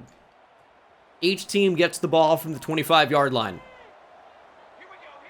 A touchdown does not win it if you start on offense. Just the other team basically knows what they're playing for. Here's Bickley. If we don't score anything here, Oregon State field goal or touchdown obviously wins the game. We would start with the football in OT the first time, and then Oregon State would start back-to-back possessions the second time. I wasn't explained great, but I'm locked in trying to win. 3rd and 1. There's that chainsaw. It seems to be screwing with my team, because we are often not able to make plays on 3rd down. There's Stamey. He makes the catch. Basically, let's just focus on scoring a touchdown, and we control our own destiny. Beyond this period, you start to worry about mandatory 2-point conversion attempts, as Tolliver makes a nice juke touchdown to Sean Tolliver. That might be the guy. This might be the breakout game.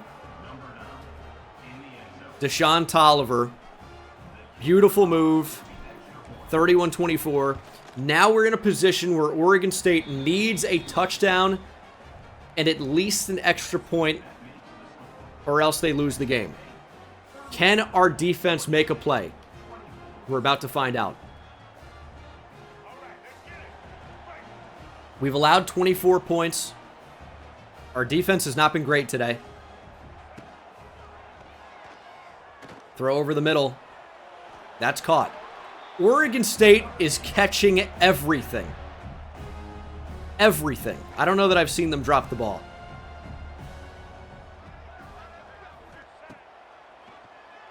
Big spot for a turnover or a sack. Down goes Johnson. Is that Borda getting to the QB? Oh, he's been such a good player for us.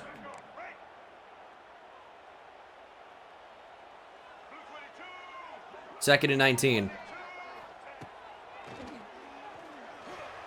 He's taking off. Please wrap up. He's going to slide. 3rd and 12. Obviously 4-down territory for the Beavers. They need a touchdown.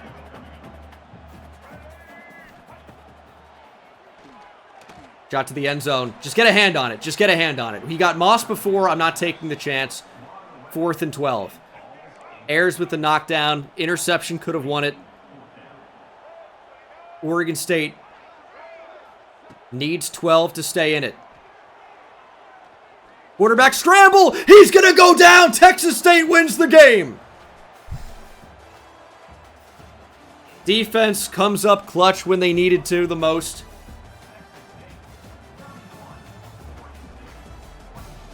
We managed to hold off the upset. I looked pretty bad. I thought for sure we were losing this game. We score 17 in the 4th quarter to win it. What an effort. 24-7 was the worst score at one point. We came back to win. Defense stepped up in simulation. Had to step up on offense and give us a chance. 3 touchdowns for Malachi Nelson. LJ Johnson's fumbling every game, and there's nothing we can do about it. He's fumbling every game. We might have to make a change at running back. I don't know. Tolliver goes 9 for 150, 2 touchdowns, 2 drops, but he made huge catches when he needed to. LJ Johnson with a receiving touchdown, former receiver. Didn't fumble there, thankfully. And then defensively, so many tackles for loss. Bryce Carter had 4, 3 for Zabian Brown and Don Ringo, 2 for Aiden Jones and Ryan Nolan, 2.5 sacks for Carter, 1 for Tadarius Collins. Kyron Borda made a big play as well. What a game. That was a scary one. Recruiting could not be going worse. Could not be going worse. Kareem Wing does pick Texas. Matt Turbin picks Ole Miss. That is a tough one. We recruited him pretty hard the entire season. Kyle Duggar picks Miami. We're locked out on all the 3 stars we added because we didn't have points to add on them. George Spruce, we already know we're not getting. And this is the game of the year. There will be a rematch, but it's Texas State, Boise State. This is your Pac-12 championship preview in the final regular season week. That's huge. Well, Justin DeLeon has a torn pec. He's going to be out for the season. So our best offensive lineman, it was nice knowing you. Pretty much. Boise State, we're playing on the blue field. They're an 81 overall, and we just struggled, unfortunately. I'm not letting them wear blue, by the way, on a blue field. Absolutely no chance. We just struggled against Oregon State on the road. This is going to be a crazier environment. And it's going to be a better team. And of course it's raining. Dude, the rain.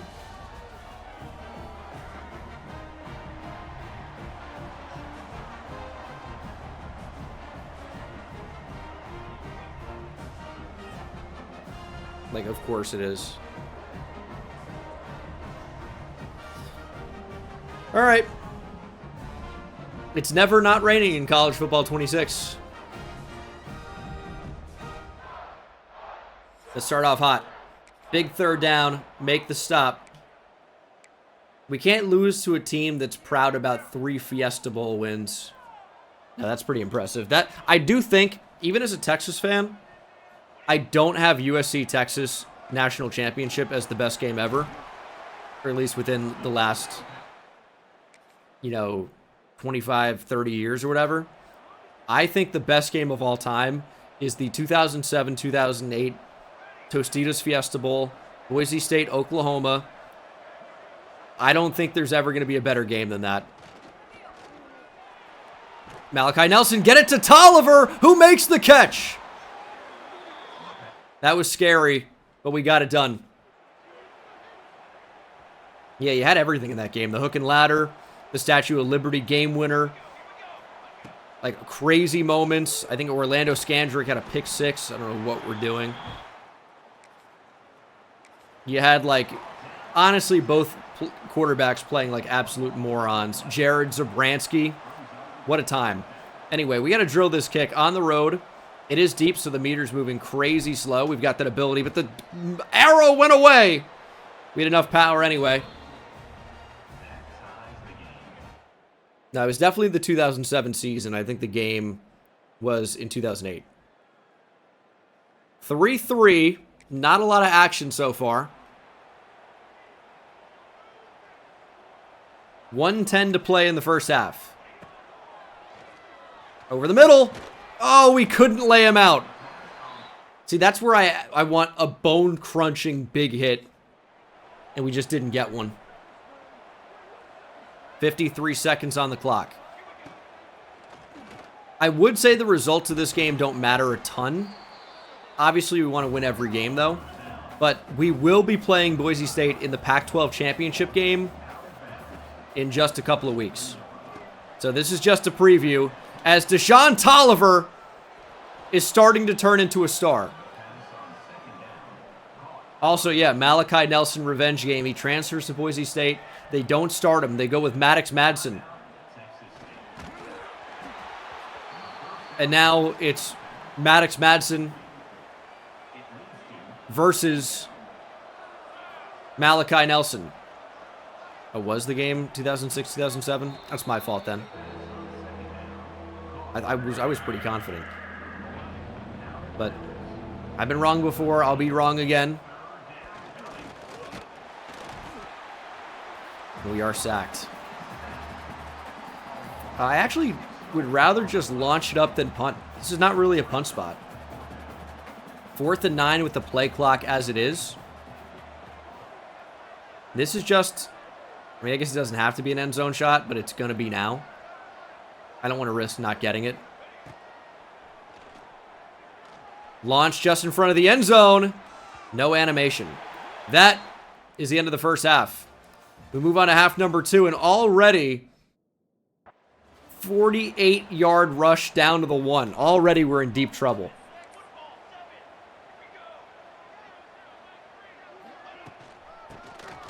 Touchdown, Broncos.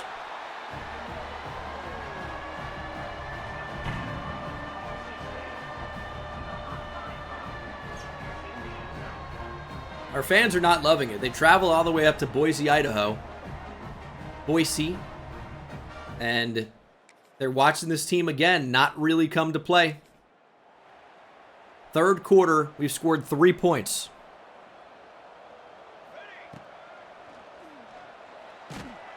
Couldn't get rid of it. And we drill from 57 in the rain. Significant amount of wind.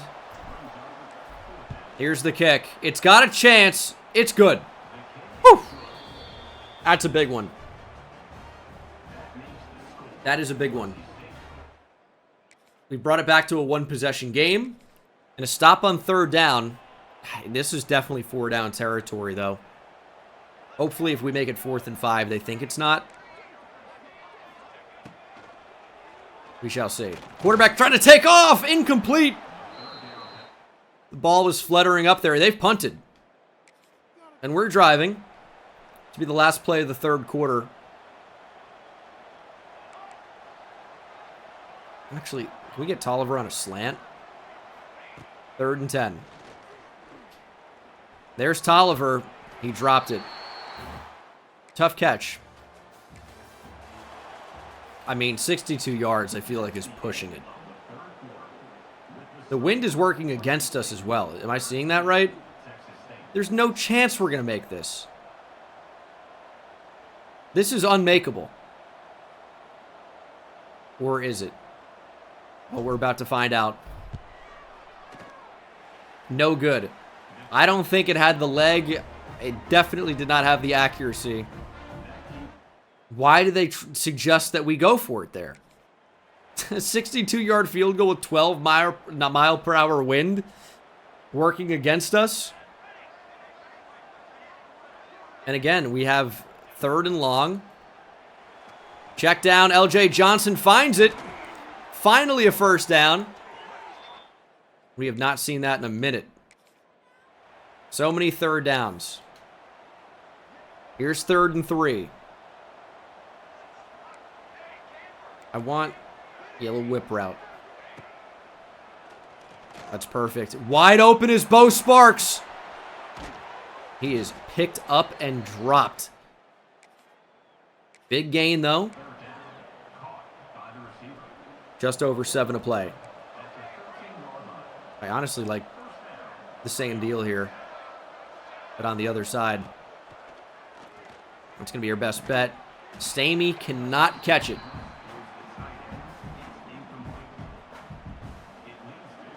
.657 to go. I mean, this is where you need a touchdown. Facing pressure, Nelson is sacked again. And we're looking at a really tough to convert 3rd and 18. Our best chance is just launching it. Bickley cannot come down with it, and we're going to have to play for 3. Can we drill this? Yes. All right. Oh, and our defense did the job. Got the ball back. It's 4th and 1. That's the moment they give us. 4th and 1.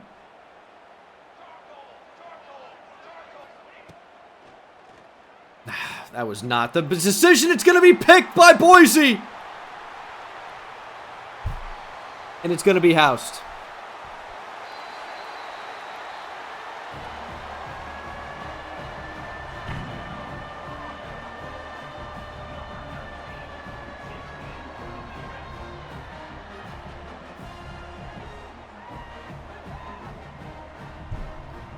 I really thought... Well, I wanted the slant right away. I wanted the slant here badly. But they dropped this lurk player right into the gap. So I said, the slant, we got no chance. Let me hit the flat. And he just broke on it at the perfect time. Obviously, this is pretty open, but we were already throwing it. It would have been a contested catch for sure. I thought we read it well enough. It's a good play. That's Tawfiq Bayard with the pick. 20-9. 4th and 11, because that's a convertible down and distance. Do we have any chance? Get on the move. Nelson sacked. Got to get rid of it there. And, yeah, that's going to be the game. Boise State's going to hand us our 2nd loss of the season. Unless something insane happens. Like an injury timeout.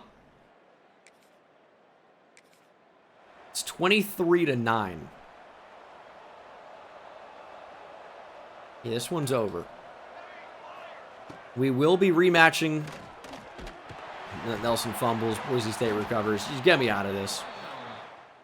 Once again, we can't manage to come up clutch at the end of the season.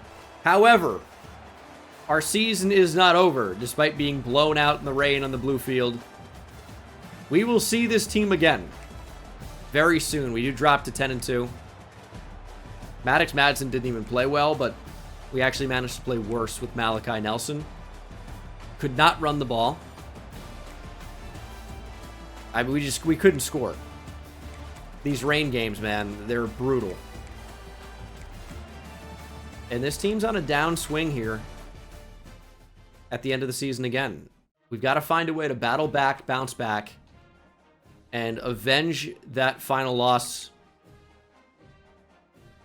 We're going to be in fine position. I mean, I can't see us dropping really beyond 17 where Boise's ranked, so...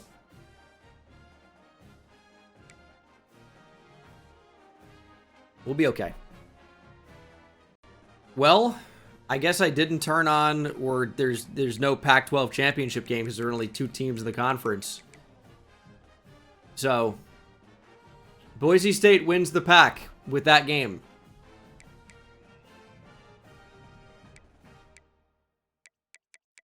That is, I would say, almost unbelievable. I should have seen it coming. So we dropped to 25. Our season is over. We'll have a bowl game. Because that's cool, I guess. Got no chance on John Dallas. Harry Gary, thanks for the sub. Cameron Brutus is going to Notre Dame, probably. Certainly.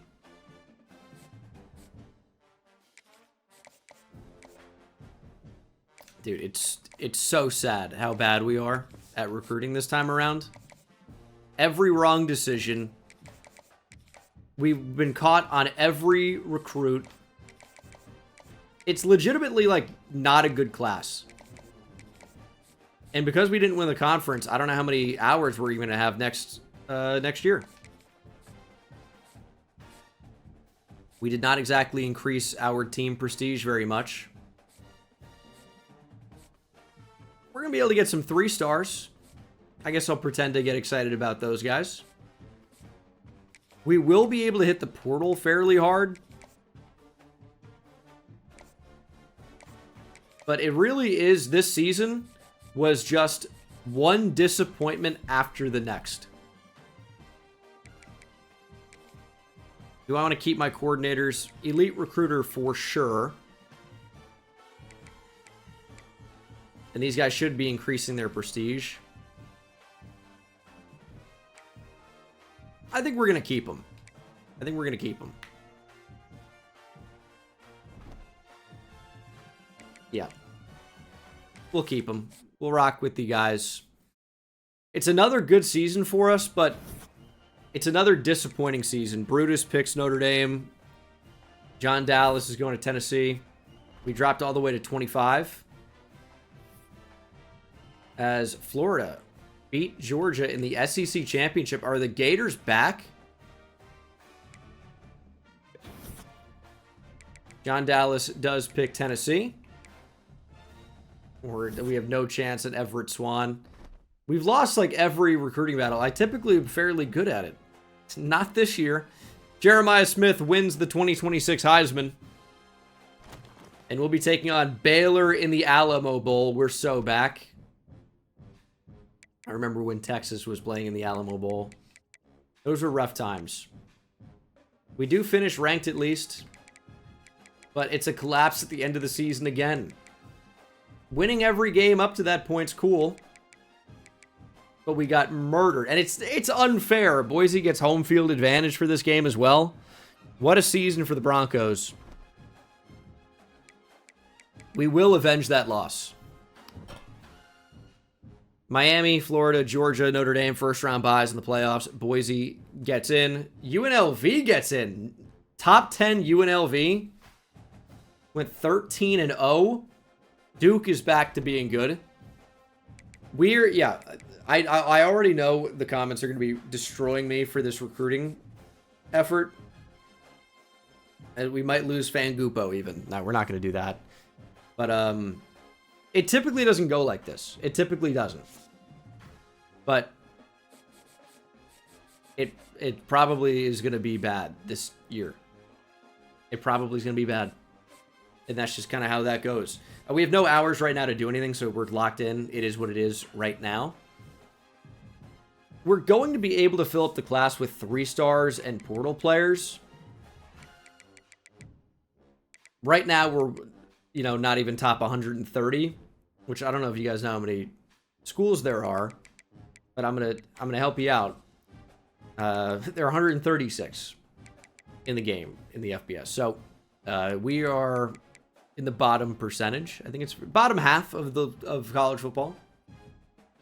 We do have 2 4-stars though, right? And so does Iowa State. Iowa State has done a tremendously bad job. We are going to get it going. We're going to load up this class with 3 stars and 4-star transfer portal players. We are going to be fine. Carruthers, show me good dev trait. Normal. What did Kai Gage have? Impact only? Star for Kareem Wing. What about Smythe here? Star dev for the left tackle. We'll take that. That's big. That's big. Okay. I'm assuming we didn't lose any coordinators. Our prestige is only going up. We've got Baylor. We got a number of players that could consider hitting the portal, but it really, for the most part, doesn't look that bad. Can we get our first bowl win of the Gene Dangus era? We're about to find out.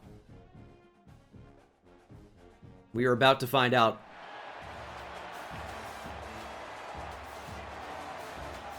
Baylor's pretty good, though. And we've lost 2 in a row. No, we didn't. Yes, I'm sorry. We basically lost to Oregon State. But we did win that game. And then got crushed by Boise. Big Texas battle here. The whole motto for Texas State is take back Texas. This is one of the teams we've yet to beat. Launch to the end zone. Good coverage. Now, let's think about the Texas teams we've beat so far. We've beat UTSA. We've beat Sam Houston. We lost to Texas. We have not played A&M. We've not played TCU or SMU. This is our first crack at Baylor. Quarterback takes off. He's just unbelievably fast. Is this Keelan Russell? Maybe transferred to Baylor.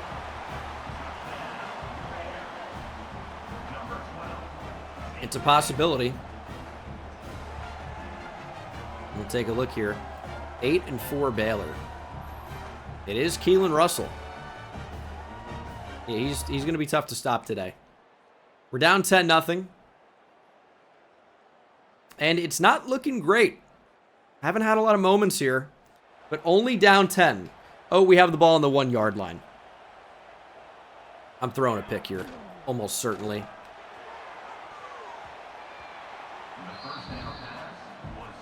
Reggie Bush the second in coverage. 2nd and 10.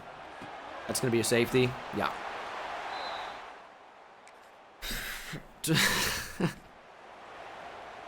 $12-0 Baylor. No forward progress there.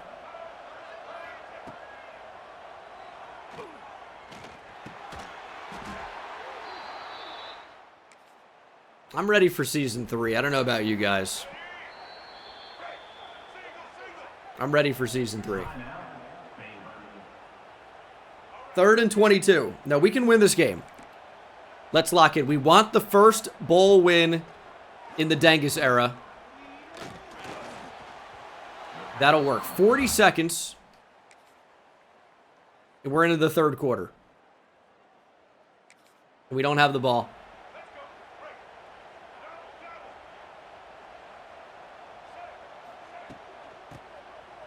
Ringo, and you got to keep in mind, it seems like we've already allowed 100 yards rushing their back. It seems like things could always change, but again, it seems like, I'll say it 8 times in a row if I have to. Seems like most of our best players will not be transferring. So we're going to have a full offseason to get better. And we, I think, are going to dominate the pack next year. We pretty much did this year. But, I mean, a couple close games in there at the end of the season, and we got stomped by Boise State. It's going to be a very different result in Season 3. In 2027. I mean, what's a series without, you know, the grind, trials and tribulations? We are steadily improving. Listen, we have 2 losses right now, and they're to 2 very good teams. Texas and Boise State. It's looking like maybe a 3rd to Baylor. We're down 19-0. But our young receivers are going to get even better. That's a pick. Yeah, he read that the whole way.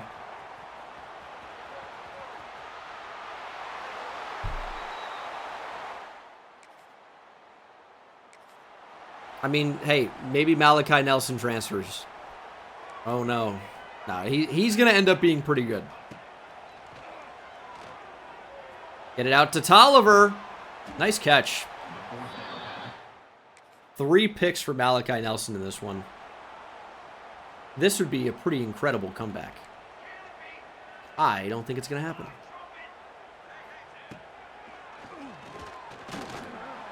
We recruit some O-line in the portal, maybe. That could be awesome. That would be so amazing. It's a pick. We just try to rifle it in there. This one's over. This one's over. It's been over. We are not going to win our first bowl game. We are going to lose 26-7. This is the grind, though. Baylor's a better team. Today, they showed that they were the better team. And they're just going to be another Texas team that we're going to add to the list that we will beat. By series end, I guarantee you we will beat every team in the state of Texas. LJ Johnson fumbles again. That's a problem. We need a running back. I need a better back in the portal. That was the final game in the career of Bo Sparks here at Texas State. 7 for 92 and a touchdown is a good way to go out, even in a loss. Sack for Bryce Carter, who played his final game. Let's get a Sparks up in the chat. A let's Bo even. Not our best effort. I mean, again, we finished the season in absolutely horrifying fashion. But it gets better. I need to make it gets better commercial for me. 10-3. We're going to bounce back from this. So, I guess we took a slight step back in 2026, but we really didn't. We played a tougher schedule. And we missed a conference championship game, which is why we played more games last season. We got to turn that on in the offseason. That's a big miss because it could have been a great season. We could have avenged our Boise State loss. And then we could have been playing in the college football playoff and losing that game instead of losing a game to Baylor. National championship is, oh, what a battle. Georgia and Florida. Every year, they play a neutral site game in Jacksonville. And now they're playing at a neutral site in Las Vegas, Nevada for the national championship. Florida barely beats Ohio State 45-42. What a game that would have been. And even this one. Notre Dame over Bama 30-27. Alabama over Duke 42-40. Look how close these games are. These would be electric to watch. I'm so excited for football to be back. I love baseball. I have a whole channel dedicated to baseball. I uploaded Rocky's franchise today. YouTube.com/Bengal Plays. Link as always in the description. But there's just nothing like football. There's nothing like football. We are coach level 17. We're going to finish the season in the top 25. And it is Florida that beats Georgia 31-28. We'll take a look at our season stats here. A lot of picks this year compared to last year. 3,500 yards, 34 touchdowns, 19 picks for Malachi Nelson. A lot of those came in the same couple of games, though. He's got elite dev. If he stays at Texas State, he needs B-plus championship contender. That's what we have. If he stays at Texas State, he's going to be really good next year. And then we're going to really need to recruit quarterback. Rushing, we didn't even have a 300-yard rusher. But we have no offensive line. We had no running backs.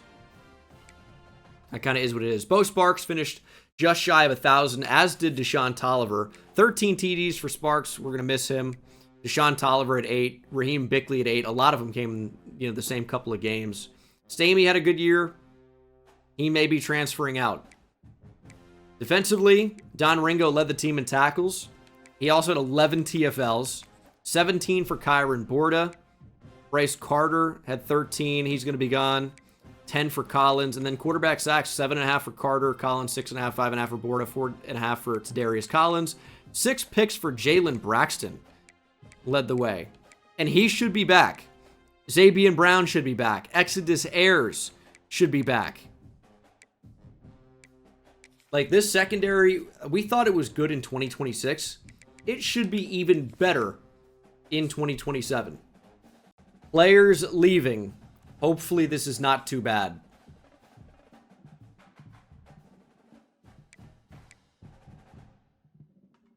This is completely bugged. Playtime, you're a starter. We have plates. This is bugged.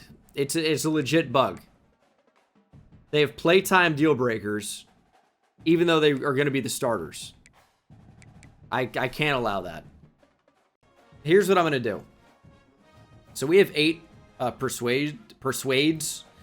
What I'm going to do is go through and, try to save everybody that we can. And then I'm going to make saves live on stream. I don't think this is cheese because these guys shouldn't be leaving. This is a bug in the game. If their deal breakers were anything else, I'd let them go. But I'm going to make saves and keep going back into that save until they are persuaded. If this was anything else, I would let them go.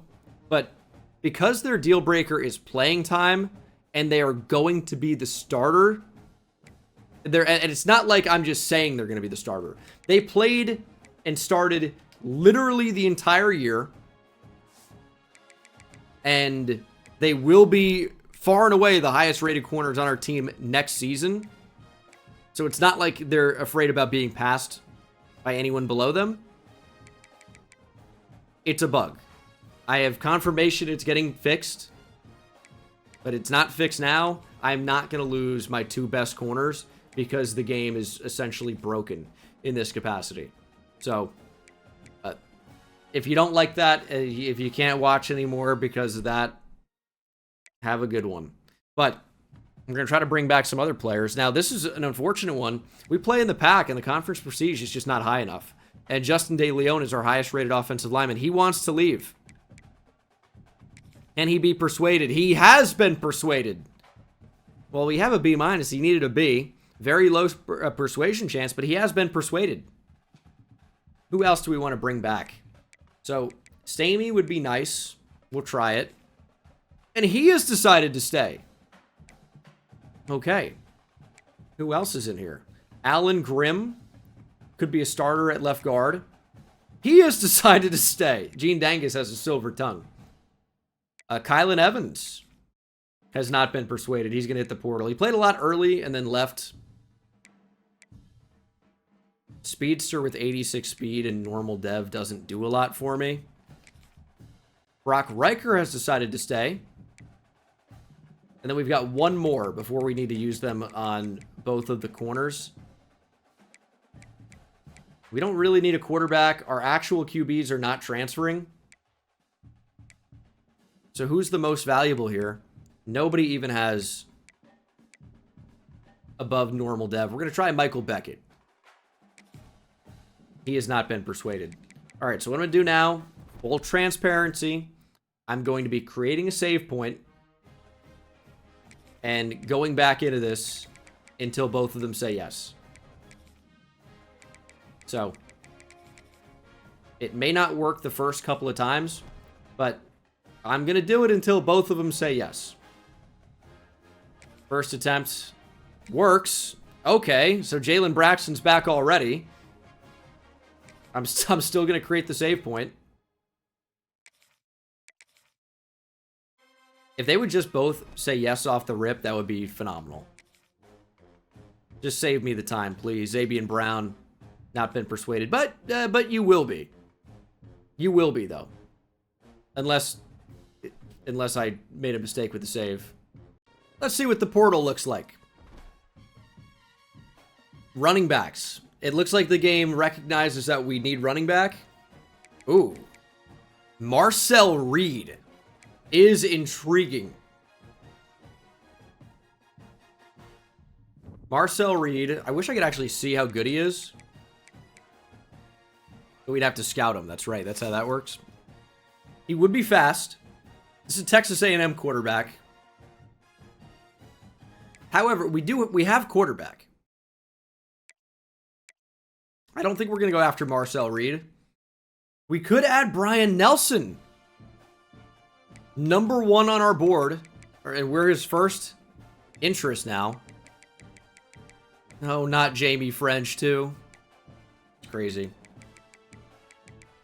And we could move him to safety. Micah Strickland's in here. Is a player we went after last year, I think. That could be a nice get. Okay. First running back is Jeremy Payne.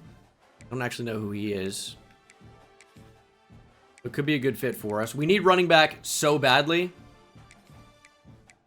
I would be very happy to take multiple running backs in this portal cycle. Darion Dupree. We need, beef on the D-line. Ryan Niblett is listed as a corner. Interesting. He was like a hybrid running back receiver at Texas. Did he transfer to UNLV?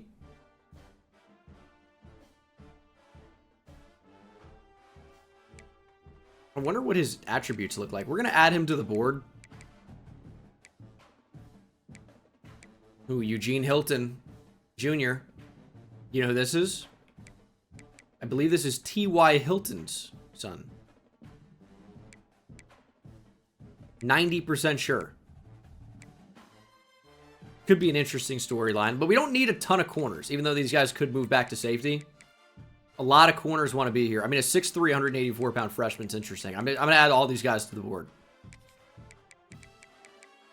There's a tight end, Trey Green. Ooh. That could be a good fit. So many corners. I don't need all the corners. Jaden Scott, elusive bruiser type, could be good. We need upgrades on the O-line. Did I go after Tree Babalade last year? Colin with a K is crazy. I've never seen that before, and I hate it. It's all pure power that wants to be here. All right, we're going to really hit the portal extremely hard. It's all pure power, guys. I don't want that. At all. We're going to end up with a good class. For sure. I'm not saying it's going to be top 50 because the season did not go to plan. But it's going to be good. Put hours on these guys and see what the class ends up looking like. I think we're going to end up with at least 3 more 4 stars. I would say Myron Robinson one looks a little bit weird, but we need linebacker a lot. Micah Strickland does commit. I actually was not ready for it. I thought we were going to get him on a visit next week. 4-star transfer Jeremy Payne joins him, as does Darion Dupree. We're getting a lot at running back here. Eugene Hilton Jr., T.Y. Hilton's son. Trey Green is a big get at tight end. That's just the player I was looking for. Colin Wilson. We lose Brian Nelson to USC. We were right there. Could not get it. But that's going pretty well. We've got 1 more week to try and solidify these recruitments. We've recruited Fangupo literally the entire year. And he's about to be a Texas State Bobcat. We are to the end of the transfer portal. We're going to bring in Andre Fangupo. Craig Fullerton. There's going to be a lot to go through here. We really tried to hit the portal pretty hard and save this class. You know, as always, I'm shooting for a top 50 class. When we finally get in range to secure some of these 5 stars and more 4 stars, you expect that number to go up, and we're going to start pushing for top 25 and above. But right now, we have not been living in that range. But we are salvaging the class with a lot of 3 stars, even though some of them are transfers. We need players to actually play. And I went after 4 specialists, kickers and punters. We have so much roster space right now that those guys actually have a decent chance to develop. And I'm really interested to see just what this team looks like next year. We did get Brewu. Riley Pettijohn does commit. This is actually going really well. We're not going to get everybody I went after. But as you can see, we got a lot of them. Pendleton, oh my goodness. How is that even possible? Pendleton had a week 4 visit. I took points off. And he picked Middle Tennessee State. And then Valenzuela did pick Arizona State, which he was probably going to do. I'm shocked that Pendleton picked Middle Tennessee State. I'm not that mad about it because I think Edge is okay for us right now, and he's pure power, which I don't think is that good. But we got everybody else. So, going into year 3, we've got some real momentum here. We'll check out the dev traits of everybody in the class. Craig Carruthers with normal. Impact for Fangupo. Star for Chuck Smythe we knew about. Normal for Fullerton. Walls had normal. Anybody with star? Philip Akindele. Pure power with star dev. Maybe something there. Zubnar has impact. I'm looking for star and above. Valenzuela, we missed out on, had impact. Star for Micah Strickland, the transfer freshman. He could be unreal for us. Star and elite dev trait do a lot. Ryan Niblett has star. Okay. Pendleton only at impact, not mad. Trey Des Green with star. Tree Babalade with star. Star is going to make a big difference. And we're unlikely to find any elite dev players. I don't even remember Jara Anderson, to be honest. Tyree Adams we missed out on had star. John impact. All right, so very few star dev players for us. We had one high school player with star dev. Recruiting has been a bit of a grind so far, which is unusual for me. But we've got a ton of potential here. And we're going to get so many skill points in the offseason. Running back actually looks good now with Jeremy Payne, who is gold shifty. And 95 speed, 98 acceleration, by the way. Low carrying, but we can fix that. Darion Dupree looks good. Like, look at the dev trait. Look at the overall. Look where we are compared to where we have been. This is incredible. We are looking so much better. At receiver, new highest rated receiver. Although I imagine he might get passed by Bickley and Tolliver, but maybe not. He's got really good speed at 93. And we're going to have to move Jeremy Jackson back to linebacker, I think he was, at 6'3", 220. Trey Des Green is an 83 overall with 87 speed, 89 acceleration. This is the exact type of tight end I was looking for. He's got star dev. He's 6'7", 240. We're going to work on position changes. The O-line looks better. Chuck Smythe has 2 physical abilities. And he's a 74 overall as a true freshman. That's really nice. Craig Carruthers could start at center for us as a true freshman. This team's looking good. We had to kill the portal hard again. We did that. But this team is looking significantly better than it has been. And I am super excited to see what we look like going into year number 3. Linebacker is a position of need for us in a huge way. But Riley Pettijohn has 89 speed and 93 acceleration. Corner looks 6. One of these guys is going to move to safety. We're going to figure it out. Niblett's an 82 with star dev. He could end up being insane for us. And we could also consider moving him to offense if we wanted to do that. I'm super excited for this team. Max Break is a 78 overall. Hitting the portal for these players was a good idea. And then Heath Ward is not going to make the team. Is Fangupo going to be a better defensive tackle? Slightly.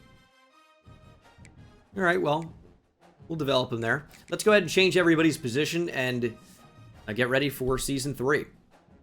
Training results are here. We moved Ryan Niblett to receiver. He was an 87 overall at running back, but we have running back. We've moved him to receiver, and he's going to be our fastest receiver. He's insane. Like, they actually did his attributes well, and he's insanely explosive. Now, he's a sick receiver, and will be. He might be able to get takeoff, which could be really valuable.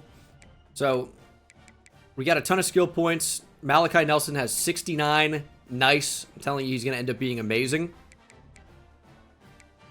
This was huge. And you can see just how many more skill points the star dev players get compared to impact or lower.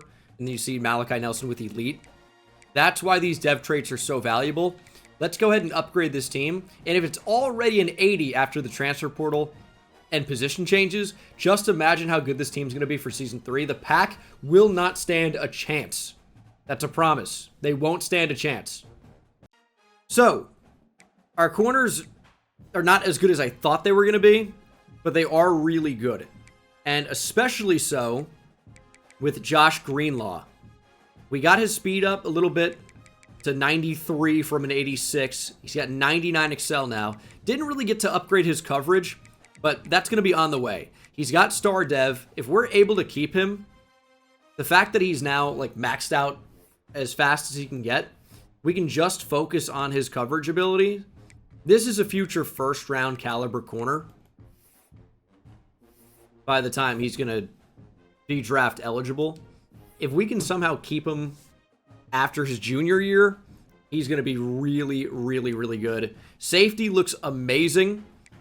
Linebacker is, of course, as good as it has been. Like, everything on this team is as good as it has been. The D-line looks much better. The O-line especially looks so improved, it's ridiculous. Trey'Dez Green should be a monster player for us. And at receiver, Deshaun Tolliver didn't get upgraded very much, but he did get a bit faster, and he can catch the ball way better now. So I don't know what the receiver room is going to look like exactly, but we're going to find out. It's going to be interesting to see. Running back's awesome. Jeremy Payne has platinum shifty. And then Julian Duggar is our highest rated quarterback, but he's just not as good, in my opinion, as Malachi Nelson. He's significantly faster, Malachi Nelson is, compared to Duggar, with more throw power. Now, the accuracy for Duggar is better, but he's a lefty. It's a little bit weird. His throw under pressure is better. Same break sack. But I think it comes down to it. Malachi Nelson is more physically gifted here. It's an interesting conversation, to be honest, but I think we're going to stick with Malachi Nelson and then could potentially make a move at some point, I would say. And now that Motivator is maxed for us, or where we want it to be, I don't care about the rest. We can, you know, start unlocking Tactician maybe, or Recruiter when we have the skill points available. So we're going to move into season number 3. We will land our first 5-star. We're an 87 overall, and I don't even think we're going to have to get anyone to transfer. Our roster's right at 85, so that's going to do it. I'm going to keep going on stream, but here on YouTube, I'll see you in the next one. Take it easy.